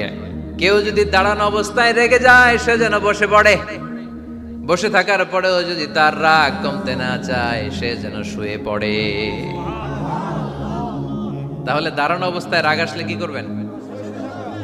বসা অবস্থায় রাগ আসলে, শোয়া অবস্থায় রাগ আসলে চোখ বন্ধ করে ঘুমায় যাবেন। রাগ আসবে আর সুবহানাল্লাহ কইবেন না? কত বড় ফিজিশিয়ান, কত বড় ডাক্তার আল্লাহ রাসূল সাল্লাল্লাহু আলাইহি ওয়াসাল্লাম। সুবহানাল্লাহ পড়েন। কয়টা গেল? কয়টা? 1 নাম্বার কি পড়া? মাশাআল্লাহ। 2 নাম্বার চুপ থাকা। 3 নাম্বার দাঁড়ায় থাকলে বসে যাওয়া, বসা থাকলে পারবেন? 4 নাম্বারটা অনেক মজার টিপস, শুনবেন? আল্লাহ রাসূল সাল্লাল্লাহু আলাইহি ওয়াসাল্লাম বললেন, 4 নাম্বার টিপস শুনো, ইন্নাল গাদাবা মিনাশ শাইতান। নিশ্চয়ই রাগ আসে শয়তান থেকে।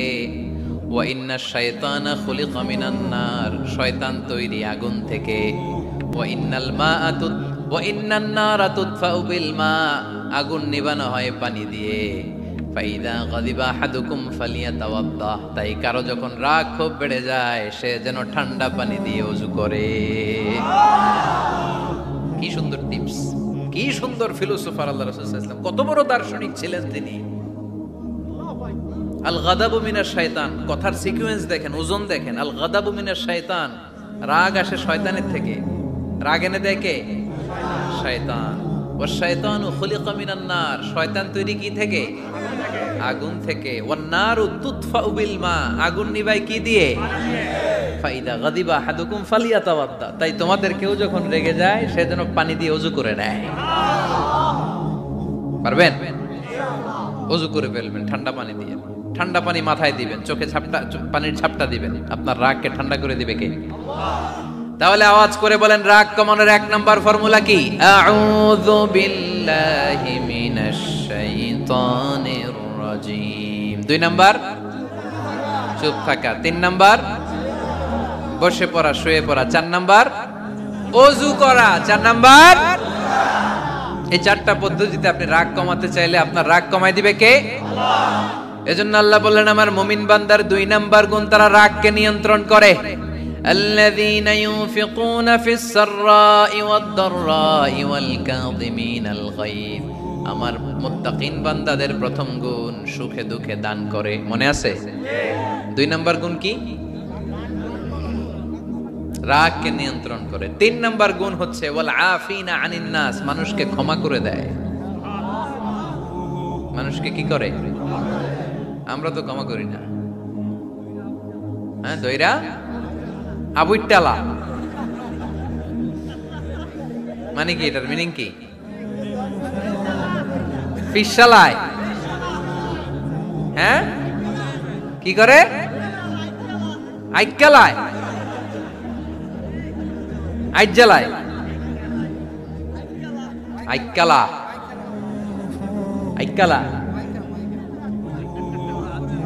আঞ্চলিক শব্দ।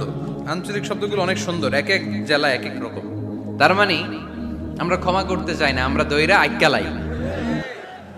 তার মানে আমরা রাগ ঝাড়ি আর কি, ভিতরে যে ক্ষোভ জমা থাকে এগুলো ঝাড়ি, আমরা ক্ষমা করতে চাই না। কিন্তু ভাই, মুত্তাকি যদি হতে চান আপনাকে ক্ষমা করে দিতে হবে। কি করবেন? কি করবেন? ক্ষমা করে দেন। আচ্ছা, একটু আওয়াজ করে উত্তর দেন। আমরা আল্লাহর কাছে এই যে পাপ করি, অন্যায় করি, মাফ চাই না? ক্ষমা চাই না? আল্লাহ আমাদেরকে ক্ষমা করুক, এটা আমরা চাই কি চাই না? আল্লাহ আমাদেরকে ক্ষমা করুক এটা আমরা চাই, কিন্তু আমরা আমাদেরকে ক্ষমা করতে পারি না। যদি আল্লাহর কাছে ক্ষমা পেতে চান তাহলে আগে নিজেরা নিজেদেরকে ক্ষমা করে দেন। আল্লাহ, ভুল করছি, আল্লাহ মাফ করে দাও, ক্ষমা করো। আমি ক্ষমা চাইতেছি, কিন্তু আমি ক্ষমা করি না আরেকজন রে। তুমি ক্ষমা করো না, তুমি ক্ষমা চাও কোন সাহসে? মা যাদাল্লাহু আবদান বিআফবিন ইল্লা ইজ্জান। আল্লাহর হাবিব ফরমান, কোন বান্দা যদি অন্য বান্দারে ক্ষমা করে দেয়, আল্লাহ ওই বান্দার মর্যাদা বাড়িয়ে দেয়। ওয়া ইন তা'ফু ওয়া তাসফাহু ওয়া তাগফিরু ফাইন্নাল্লাহা গফুরুর রহিম। তুমি যদি অন্যরে মাফ করে দাও, তুমি যদি অন্যের ভুল ক্ষমা করে দাও, তোমার ভুলগুলো ক্ষমা করে দিবে কে? আল্লাহুম্মা ইন্নাকা আফুন কারীম। কদরের রাত্রে আমরা পড়ি, আল্লাহ তুমি ক্ষমাশীল, তুহিব্বুল আফওয়া, ক্ষমা করাকে তুমি ভালোবাসো। ফাআফু আন্নি, আল্লাহ তুমি আমারে ক্ষমা করে দাও। আল্লাহর ক্ষমার জন্য দিনরাত চোখের পানি ছেড়ে আমরা কাঁদি, কিন্তু অন্যরে ক্ষমা করতে চাই না। কথাটা বুঝতে পারছেন? আমরা আল্লাহর ক্ষমা চাই, কিন্তু আমরা আমাদেরকে ক্ষমা পেতে হলে আগে ক্ষমা পেতে হলে আগে ক্ষমা। মনে থাকবে তো? আমরা আসলে অতীতকে বয়ে বেড়াই, অতীতকে ভুলতে চাই না। কোন বছর কে আমারে মারছিল ওইটারে মনে রাখছি। কোন 20 বছর আগে আমারে অপমান করছিল মনে রাখছি, তোরেও আমি অপমান করুম। তুই আমারে মারছিলি, তোরেও মারুম। 20 মনে রাখিস, দেখায় দিমু। তো এই দেখেন, খেয়াল করে দেখেন, 20 বছর আগে কোথায় আমার অপমান করছিল ওইটা আমি ভুলি নাই, মনে রাখা দিছি। তার মানে 20 বছর ধরে এটা জ্বলতেছে। এদিকে ক্ষতি কি আমার না অন্য কারো? এগুলো ভিতরে জ্বলে, প্রতিহিংসার আগুন আপনারে জ্বালিয়ে দিবে, প্রতিশোধ নেয়ার আগুন দিনকে দিন আপনারে জ্বালায়। আপনি যদি একদিন ওরে অপমান করেন, মারেন, ও একদিন জ্বলবে, মরবে, কিন্তু প্রতিদিন আপনি জ্বলবেন। চিল্লা এখন ঠিক কিনা? রাসূল সাল্লাল্লাহু আলাইহি ওয়াসাল্লাম ক্ষমা করে দিতেন। মক্কা বিজয়ের দিন সব কাফির মুশরিক গুলো আল্লাহ রাসূল সাল্লাল্লাহু আলাইহি ওয়াসাল্লামের পায়ের সামনে থারথার করে কাঁপছিল। সবাই ভেবেছে আমরাও যেরকম পাষাণ, মুহাম্মদ মনে হয় তাই করবে, আমাদেরকে এবার কচুকাটা করবে।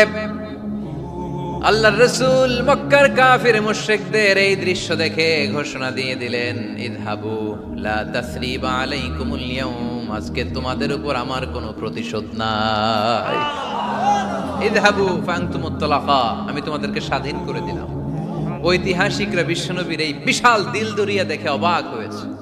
তারা বলতে বাধ্য হয়েছে, in the long history of the world there is no instance of magnanimity and forgiveness which was showed by Muhammad sallallahu, when all of his enemies laid under his feet and he forgave them one and all. পৃথিবীর ইতিহাসে ক্ষমার এরকম নজির কোন মানুষ দেখাতে পারে নাই। যখন তার ঘোর শত্রুরা তার পায়ের সামনে বসে থারথার করে কাঁপছিল, তিনি চাইলেই পিষে মারতে পারতেন, কিন্তু তা না করে তিনি ক্ষমা করে দিয়েছেন। কি করবেন? ওয়ালা আফিনা আনিন নাস, মুত্তাকি বান্দার 3 নাম্বার বৈশিষ্ট্য, মুত্তাকি বান্দারা ক্ষমা করে দেয়। তারা মনের মধ্যে হিংসা, রাগ এগুলো পুষে রাখে না। সুবহানাল্লাহ পড়েন। যারা ক্ষমা করে এরা অনেক ভালো থাকে ভাই, জানেন? আপনি ক্ষমা করে দিলে আপনি শান্তিতে থাকবেন। আপনি যদি আপনার ব্যাড এক্সপেরিয়েন্স, তিক্ত অভিজ্ঞতা, কে আপনারে গালি দিছিল, কষ্ট দিছিল, সবসময় এগুলো বয়ে বেড়ান, it will burn yourself inside. এগুলো আপনার ভিতরে জ্বালায় পুরো ছারখার করে দিবে। আর যদি ভুলে যান, জায়গায় মাফ করে দেন, তাহলে শোধবোধ সব শেষ। আমি আছি শান্তিতে, ঠিক কি না? আমরা শান্তি চাই কি চাই না? আমরা অতীতের এই কষ্ট বুকে নিয়ে আর চলতে চাই? সমাধান একটাই, ক্ষমা করে দেন। স্ট্যামফোর্ড ইউনিভার্সিটি, ক্যালিফোর্নিয়ার স্ট্যামফোর্ড ইউনিভার্সিটির একজন প্রফেসর ফ্রেডরিক লাস্কিন, ওনার একটা আর্টিকেল আমি পড়েছি। ওখানে উনি গবেষণা চালিয়েছেন। অনেক মানুষের মধ্যে গবেষণা চালিয়ে দেখেছেন যে যারা অন্যরা ক্ষমা করতে পারে না, এদের রোগবালাই বেশি, কষ্ট বেশি। আর যারা সহজে ক্ষমা করে দেয়, এরা সবসময় শান্তিতে থাকে। এটা পরীক্ষিত, এটা ওনার একটা রিসার্চ। এরপর আমেরিকাতে একটা স্টেট আছে ম্যাসাচুসেট। এই ম্যাসাচুসেট জেনারেল হসপিটালে একজন পৃথিবী বিখ্যাত সাইকিয়াট্রিস্ট বসে, মনোবিজ্ঞানী, নাম হচ্ছে প্রফেসর হারবার্ট বেনসন। এই হারবার্ট বেনসন উনিও ওনার সব রোগীদেরকে দিয়ে একটা ফর্ম পূরণ করায়। সেখানে উনি কিছু কোশ্চেনার ছুড়ে দেয়, প্রশ্ন করে আর উত্তর নেয়। পরে জরিপ করে উনি দেখতে পেয়েছে ওনার যে সমস্ত রোগীরা মনের ভিতরে রোগ, এই রাগ, এই ক্ষোভ, এই হিংসা বিদ্বেষ এগুলো অন্তরে পুষে রেখেছে, এদের স্ট্রোক করার এবং হার্ট অ্যাটাক করার রেটিংটা বেশি। এরা মেন্টাল স্ট্রেসে ভোগে বেশি। আর যারা সহজে ক্ষমা করে দেয়, মাফ করে দেয়, এদের মধ্যে এই রোগ বালাই নাই। যেরকম সুবহানাল্লাহ। এজন্য আল্লাহ বললেন মুত্তাকিনদের 3 নাম্বার বৈশিষ্ট্য, মুত্তাকিনরা আল্লাহর কাছে যেমনি ক্ষমা চায়, তারা নিজেরাও অন্যদেরকে তেমনি ক্ষমা করে দেয়। ওয়াল আফিনা আনিন নাস, আজকে থেকে আমরা মানুষের ক্ষমা করে দিব। কারো জন্য অন্তরে কোনো হিংসা বিদ্বেষ পুষে রাখা যাবে? অনেকে এগুলো ভুলতে চায় না, পেলে পুষে বড় করে, আর ভিতরে খালি জ্বলে। ভিতরে কি করে? এই জ্বালাও পোড়াও আমরা বয়ে বেড়াতে চাই না। মুসনাদে আহমদ ইবনে হাম্বলের হাদিস, চমৎকার একটা ঘটনা। কানগুলো খরগোশের কানের মতো খাড়া করে শোনেন। আল্লাহ রাসূল সাল্লাল্লাহু আলাইহি ওয়াসাল্লাম কোন একটা মজলিসে একজন আনসারী সাহাবীর ব্যাপারে ঘোষণা দিল। বলল, এখন যে সাহাবী এসে বসবে সে সাহাবী জান্নাতি। আনসারী সাহাবী এসে বসলো, সবাই তো অবাক। আমাদের কারো ব্যাপারে বিশ্বনবী এই কথা বলল না, এই আনসারী সাহাবী জান্নাতি। আবার কয়েকদিন পরে আরেকটা মজলিসে বিশ্বনবী আবার ঘোষণা দিলেন, এই মুহূর্তে এমন একজন সাহাবী এসে এইখানে বসবে, এই সাহাবীটা জান্নাতি। সবাই খেয়াল করে দেখলো, আগের মজলিসে যেই লোকটাকে বিশ্বনবী জান্নাতি বলে ঘোষণা দিয়েছে, আজকেও ওই সাহাবী এসে ওই জায়গায় বসেছে। তৃতীয় দিন আবার বিশ্বনবী বললেন, এখন একজন সাহাবী এখানে এসে বসবে, সে জান্নাতি। সবাই খেয়াল করে দেখলো ওই সাহাবীটাই আবার এসে বসেছে। সবাই অবাক, কি আজীব, কি আছে এই সাহাবীর মধ্যে, যে সাহাবীর ব্যাপারে খুদ বিশ্বনবী 3 বার ঘোষণা দিলেন যে সে জান্নাতি। সবচেয়ে বেশি অবাক হয়েছিলেন সাইয়েদনা আব্দুল্লাহ ইবনে আমর ইবনে আস। মনে মনে ভাবলেন এটা তো চারটেখানে কোনো কথা না, বিশ্বনবীর অ্যানাউন্সমেন্ট। দুনিয়ার বুকে বিশ্বনবী 3 বার এই আনসারী সাহাবীকে জান্নাতি বলে ঘোষণা দিয়েছে। নিশ্চয়ই এই সাহাবীর এমন বিশেষ কোন আমল আছে, এমন বিশেষত্ব আছে যেটা আমাদের মধ্যে নাই। যেমন করেই হোক এই সাহাবীর ভেতরের সব খবর আমার জানতে হবে। সাইয়েদনা আব্দুল্লাহ ইবনে আমর ইবনে আস একবার পরিকল্পনা করে ওই সাহাবীর বাড়িতে চলে গেলেন, যে বললেন, ভাই আমার আব্বার সাথে কয়েকদিন ধরে ঝগড়া, আমার ঘরে থাকতে মন চাচ্ছে না, তোমার বাসায় মেহমান হয়ে এসেছি, যদি তুমি অনুমতি দাও তোমার বাড়িতে 3 দিন মেহমান হয়ে আমি থাকতে চাই। কখন এই আনসারী সাহাবী কি করে, 1 দিন 2 দিন 3 দিন পর্যন্ত ফলো করার পরে সাইয়েদনা আব্দুল্লাহ ইবনে আমর ইবনে আস এমন কোন বিশেষ আমল এই সাহাবীর মধ্যে খুঁজে পায় নাই। 3 দিন গভীরভাবে পর্যবেক্ষণ, অবজারভেশনের পরে বিশেষ কোনো আমল ওনার চোখে পড়ে নাই। এবার 3 দিন পরে তো চলে যাবার পালা, ঠিক কিনা? এবার তিনি সোজা সাপটা আনসারী সাহাবীর কাছে যে ভিতরের কথা খুলে বলে ফেললেন। বললেন, ও ভাই, আসলে আমার বাবার সাথে এমন বড় কোনো ঝগড়া আমার হয় নাই যে কারণে বাড়ি থেকে বের হয়ে তোমার মেহমান আমার হওয়া লাগবে। আমি বিশেষ এক উদ্দেশ্যে এসেছি। কি উদ্দেশ্য? আব্দুল্লাহ ইবনে আমর ইবনে আস এবার বলতে আরম্ভ করলেন, আমরা খেয়াল করেছি 3টা মজলিসে বিষ্ণু ঈসা ইসলাম তোমাকে জান্নাতি বলে ঘোষণা করেছে। তাই আমি জানার জন্য এসেছি তুমি এমন কি আমল করো যে কারণে বিশ্বনবী ঘোষণা দিলেন যে তুমি জান্নাতি। কি এমন বিশেষ আমল আছে তোমার, আমার একটু বলো, আমি ওই আমল করে জান্নাতি হতে চাই। আল্লাহু আকবার। এবার আনসারী সাহাবী মুখ খুললেন। উনি বললেন, ও ভাই আব্দুল্লাহ ইবনে আমর ইবনে আস, এমন কোনো বিশেষ আমল আমার নাই। হালাল পন্থায় রুজি করি, ব্যবসা করি, নামাজের সময় নামাজ পড়ি, রাতে এসে ঘুমিয়ে যাই, ফজরের আগ দিয়ে উঠে তাহাজ্জুদ পড়ি, সময় মতো জিকির আজকার করি, কোরআন তেলাওয়াত করি, কিছু দান সদকা করি। সবাই যা করে আমিও তাই করি, স্পেশাল কোনো আমল আমার জীবনে নাই। তবে আব্দুল্লাহ ইবনে আমর ইবনে আস, শুনে রাখো, একটা কাজ আমি প্রতি রাতে করি, হয়তোবা এই কারণেও বিশ্বনবী আমার ব্যাপারে এমন ঘোষণা দিতে পারে। আব্দুল্লাহ বললেন, ও আনসারী সাহাবী, কি কাজ তুমি করো? এবার আনসারী সাহাবী বলতে লাগলেন, প্রতি রাতে যখন আমি আমার বিছানায় ঘুমোতে যাই, আমি কারো ব্যাপারে কোনো রাগ, কোনো হিংসা, কোনো ক্ষোভ অন্তরে নিয়ে ঘুমাতে যাই না। ওই দিন যার সাথে যা হয়েছে সবাই রে মাফ করে দিয়ে মিটমাট করে একটা প্রশান্ত অন্তর নিয়ে আমি বিছানায় ঘুমাতে যাই। ওই দিনে কেউ আমার গালি দিছে, কেউ আমার বকা দিছে, কেউ আমার বিরুদ্ধে মিছিল করছে, উল্টা পাল্টা যে যাই করুক না কেন, আমি কিচ্ছু মনে রাখি না। আবি ইলা ফিরাশি, আমি এমন ভাবে আমার বিছানায় যাই, ওয়ালাইসা ফি কলবি হিকদুন আলা আহাদ, এমন অবস্থায় আমি শুয়ে পড়ি যে আমার হৃদয়ে কারো ব্যাপারে আমার হৃদয়ে কোনো ক্ষোভ নাই, কোনো হিংসা নাই, কোনো অহংকার নাই। সব রাগ ক্ষোভ ভুলে গিয়ে সবাইকে ক্ষমা করে দিয়ে আমি বিছানায় ঘুমাতে যাই। এজন্য বিশ্বনবী এই সাহাবীকে 3টা মজলিসের ভরা মজলিসের মধ্যে জান্নাতি বলে ঘোষণা করেছে। এই হাদিস থেকে শিক্ষা হলো, আমরাও যদি প্রতি রাতে বিছানায় ঘুমোতে যাওয়ার আগে সবাই রে মাফ করে দিয়ে মনের যত ক্ষোভ জ্বালা যন্ত্রণা আছে সব ভুলে যে বিছানায় ঘুমাতে পারি, এই সাহাবীর মতো আমাদেরকেও জান্নাতি হিসেবে কবুল করবে কে? পারবেন আজকে থেকে? বিছানায় যাওয়ার আগে কি করবেন? আজকে সবাইরে মাফ করে দিব। যে আমার উপর জুলুম করছে ওই বিচার আল্লাহ করবে। কে কি বললো ওটা দেখার দরকার নেই। কারো ব্যাপারে কোনো ক্ষোভ, কোনো তিক্ত অভিজ্ঞতা, জ্বালা যন্ত্রণা অন্তরে রাখবেন? রাখলে লাভ না লস? এটা আরো জ্বালা দিবে আমারে, এটা আরো ভেতর থেকে কষ্ট দিবে। It will burn me inside, ভিতরে জ্বালিয়ে পুড়িয়ে শেষ করে দিবে।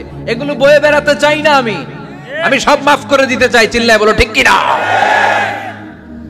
এজন্য আল্লাহ বললেন, আমার মুত্তাকিন বান্দাদের 3 নাম্বার বৈশিষ্ট্য, তারা অন্যের প্রতি রাগ ক্ষোভ অন্তরে পুষে রাখে না।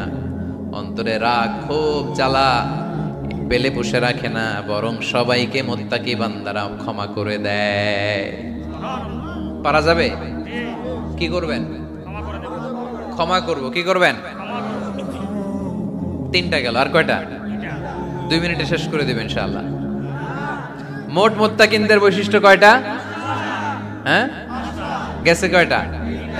1 নাম্বারটা কি ছিল বলেন? মাশাআল্লাহ, সুখে দুঃখে, সুখে দুঃখে সব সময় দান করা। 2 নাম্বার রাগকে নিয়ন্ত্রণ করা। 3 নাম্বার ক্ষমা করে দেয়া। এই কাজগুলো যারা করে তাদেরকে আল্লাহ পছন্দ করে। আল্লাহ বললেন ওয়াল্লাহু ইউহিব্বুল মুহসিনিন। অন্যের প্রতি যারা ইহসান করে তাদেরকে পছন্দ করে কে? আল্লাহ। মুত্তাকিনদের 4 নাম্বার বৈশিষ্ট্য ওয়াল্লাযীনা ইযা ফাআলু ফাহিশাতান আও যালামু আনফুসাহুম যাকারুল্লাহা ফাস্তাগফিরু লিযুনুবিহিম ওয়া মান ইয়াগফিরুয যুনুবা ইল্লাল্লাহ। সুবহানাল্লাহ।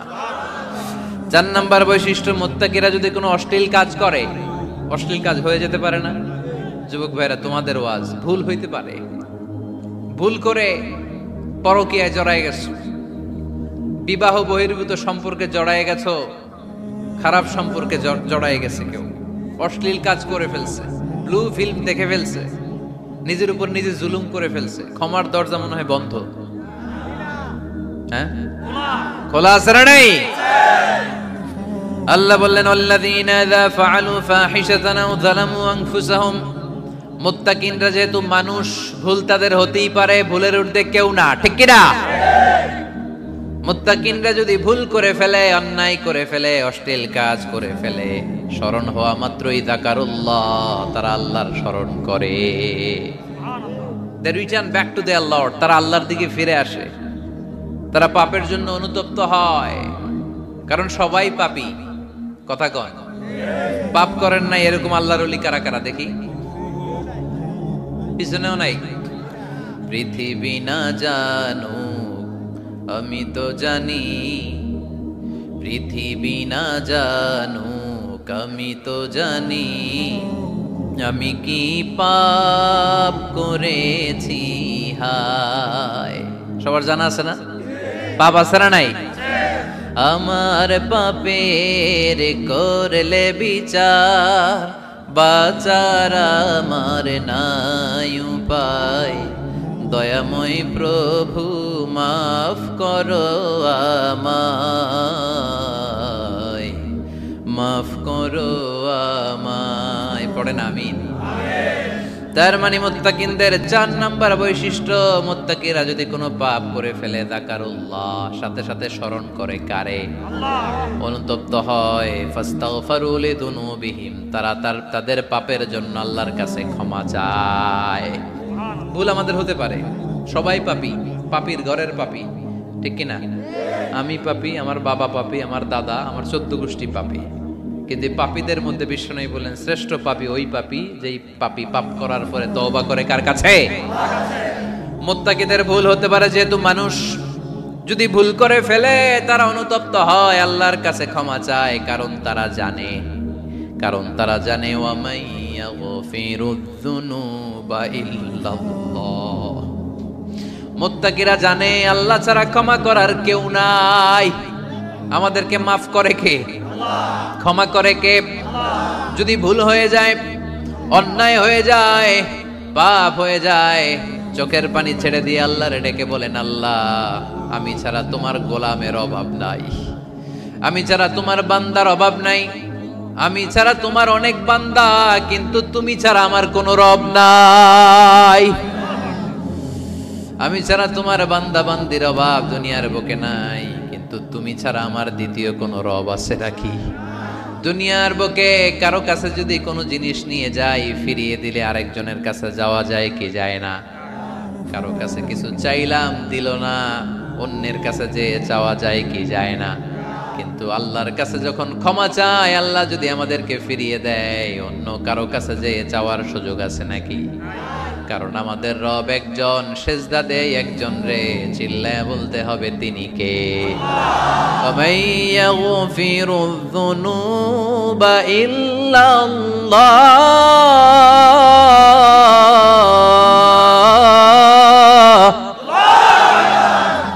وَمَن يَغْفِرُ الذُّنُوبَ إِلَّا اللَّهُ।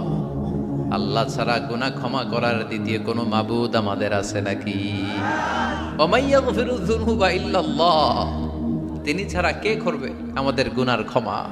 তিনি ছাড়া পাপ মোচন করার, পাপগুলো গুনাহগুলো ক্ষমা করে দেয়ার আর দ্বিতীয় কেউ। এজন্য আল্লাহ বললেন, আমার মুত্তাকি বান্দারা যদি ভুল করে ফেলে, অন্যায় করে ফেলে, আমার কাছে ক্ষমা চায়। আমার কাছে ক্ষমা চাইতে দেরি, আমি আল্লাহর ক্ষমা করতে দেরি হয়? তাহলে পাপ হলে, ভুল করে অন্যায় করলে ক্ষমা চাবো কার কাছে?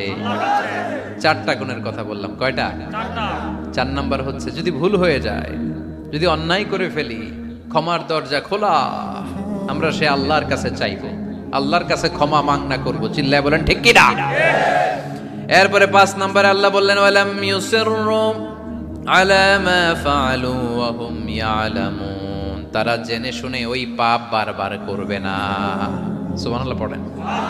ভুল একটা হয়ে গেছে, ক্ষমা চাইলাম, সকালে খাদ্যে ভেজাল দিছি, বিকালে মাফ চাইলাম, আল্লাহ ভুল করে ফেলছি মাফ করে দাও। এরপরের দিন দোকানে যে আবার ভেজাল মিশাইলাম, আবার মাফ, এরপরের দিন আবার মাফ, আল্লাহ মাফ করবে? সকাল বেলায় ওজনে কম দিলাম, বিকালে মাফ চাইলাম, আল্লাহ ভুল হয়ে গেছিল ক্ষমা করে দাও। এরপরের দিন দোকানে যে আবার ওজনে কম দিলাম, আবার রাত্রি বেলা মাফ চাইলাম, তারপরের দিন আবার কম দিলাম, আবার মাফ চাইলাম। এরকম করলে মাফ করবে নাকি? ওয়ালাম ইউসিররু আলা মা ফাআলু ওয়া হুম ইয়ালামুন, জেনে বুঝে ওই পাপ কাজ আর করবে না। কালে ভদ্রে দুই একবার ভুল অন্যায় পাপ হয়ে যেতে পারে, কিন্তু মুমিনরা কি ওটা কন্টিনিউ করে? মুত্তাকিনরা কি ওটা বারবার চালিয়ে যায়? বারবার চালালে এটা আল্লাহর সাথে গেম খেলা হয়, ঠিক কি না? সকালে আল্লাহ রেখে ওই একটা, বিকালে আজকে একটা, কালকে এমনটা করা যাবে? এজন্য আল্লাহ বললেন, আমার মুত্তাকি বান্দাদের 5 নম্বরে বৈশিষ্ট্য হলো ওয়ালাম ইউসিররু আলা মা ফাআলু ওয়া হুম ইয়ালামুন। ওয়ালাম ইউসিররু, তাফসীর ইবনে কাসীরে এর তাফসীর এসেছে ওয়ালাম ইস্তামিররু আলা মা ফাআলু ওয়া হুম ইয়ালামুন, জেনে বুঝে যেই ভুল কাজ করে ফেলছে এটা বারবার করে না। এজন্য বারবার করা যাবে? মাফ চাওয়ার পরে ওই কাজ আর করব আমরা? এই 5টা কাজ যদি করি তাহলে মুত্তাকিদের কাতারে আমাদেরকে উঠায় দিবে কে? এজন্য আল্লাহ বললেন, উলাইকা জাযাউহুম মাগফিরাতুম মির রাব্বিহিম ওয়া জান্নাতুন তাজরি মিন তাহতিহাল আনহারু খালিদিনা ফিহা ওয়া নি'মা আজরুল আমিলিন।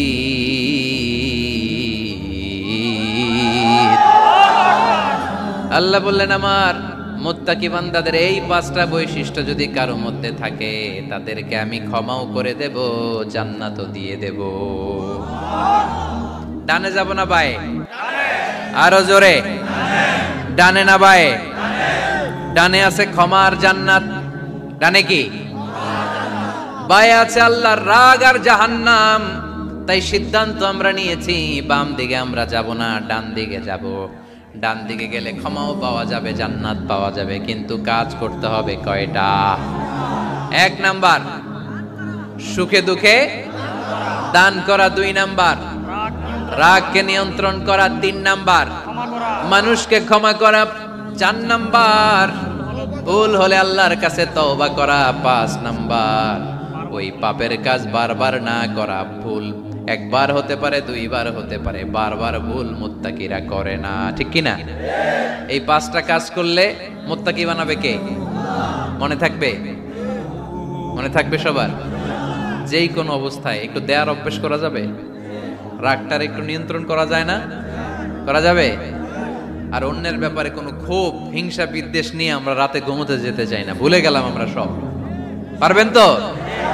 ভুল হলে ক্ষমা চাবো কার কাছে? যেই কাজের জন্য ক্ষমা চাইলাম জীবনে কোনোদিন আর ওই কাজ করব। আল্লাহ আমাদের সবাইকে কথাগুলো বুঝার ও আমল করার তৌফিক দান করুক। এই উঠছে কে কে দেখি? লক্ষ্মীপুরের লোক তো অনেক দুষ্ট দেখি। লক্ষ্মীপুরের লোক তো লক্ষ্মী হইতে হবে। এগুলো কি? প্রশ্নের জন্য আমার আলাদা দাওয়াত দিয়েন। এই প্রশ্নে আধা ঘন্টা লাগবে। যেটা বলছে এটা ফিনিশিং দেয় নাই তো এখন, ওই অর্ধেক ভুলে যাবে আপনার প্রশ্নের উত্তর শুনলে। মুত্তাকিদের বৈশিষ্ট্য কয়টা মনে থাকবে? ভাবিরে যে শোনাইতে পারবেন? পারাম পারাম মানে পারবো। তো এই 5টা বৈশিষ্ট্য যদি থাকে তাহলেই আমরা মুত্তাকি। তাহলেই আমাদের জন্য ক্ষমা রেডি রাখবে কে? জান্নাত রেডি রাখবে কে? প্রথম গুণ আমি বলেছিলাম, দান করব আমরা সুখে দুঃখে। রাগকে নিয়ন্ত্রণ করব 2 নাম্বার। মানুষকে ক্ষমা করে দেব 4 নাম্বার। ভুল হতে পারে, মাফ চাবো কার কাছে? কিন্তু ওই ভুল বারবার করব, মনে থাকবে সবার? আল্লাহ আমাদের সবাইকে কথাগুলো বুঝার ও আমল করার তৌফিক দান করুক। আমরা পড়ি আমিন। দীর্ঘক্ষণ আপনারা দাঁড়িয়ে বসে আজকের আলোচনা শুনে, এই উঠতেছেন কেন? হ্যাঁ, বসেন বসেন, আমি তো উঠি নাই। যারা আপনারা আজকের এই প্রোগ্রামটা সার্থক করলেন, আমি শুকরিয়া জানাই।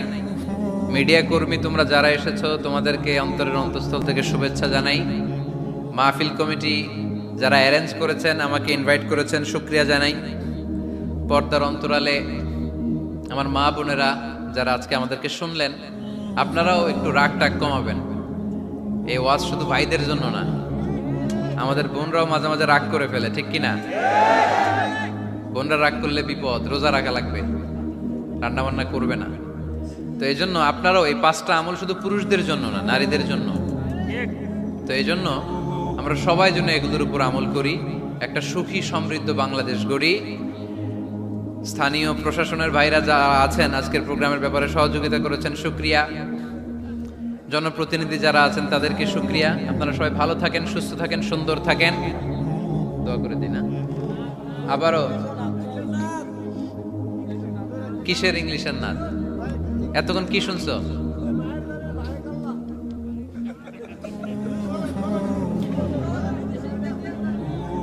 ফিনিশিংটা দিয়া যান।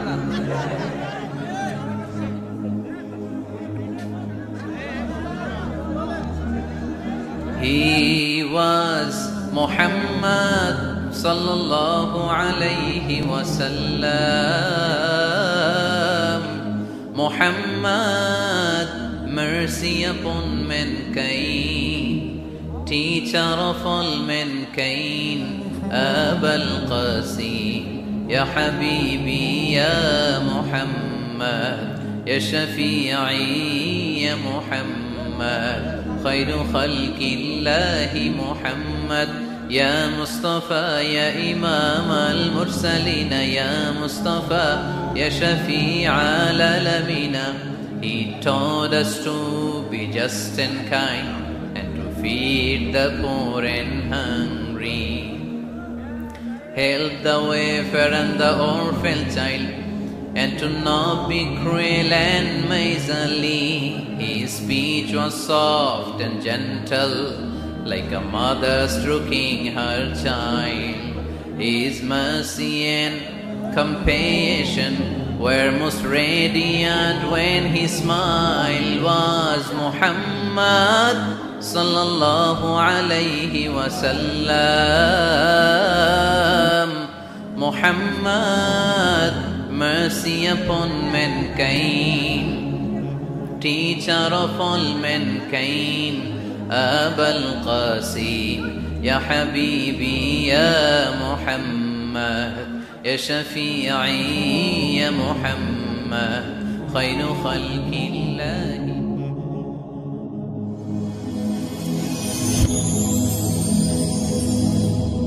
Rose TV 24. Enjoy by listening to the Holy Quran.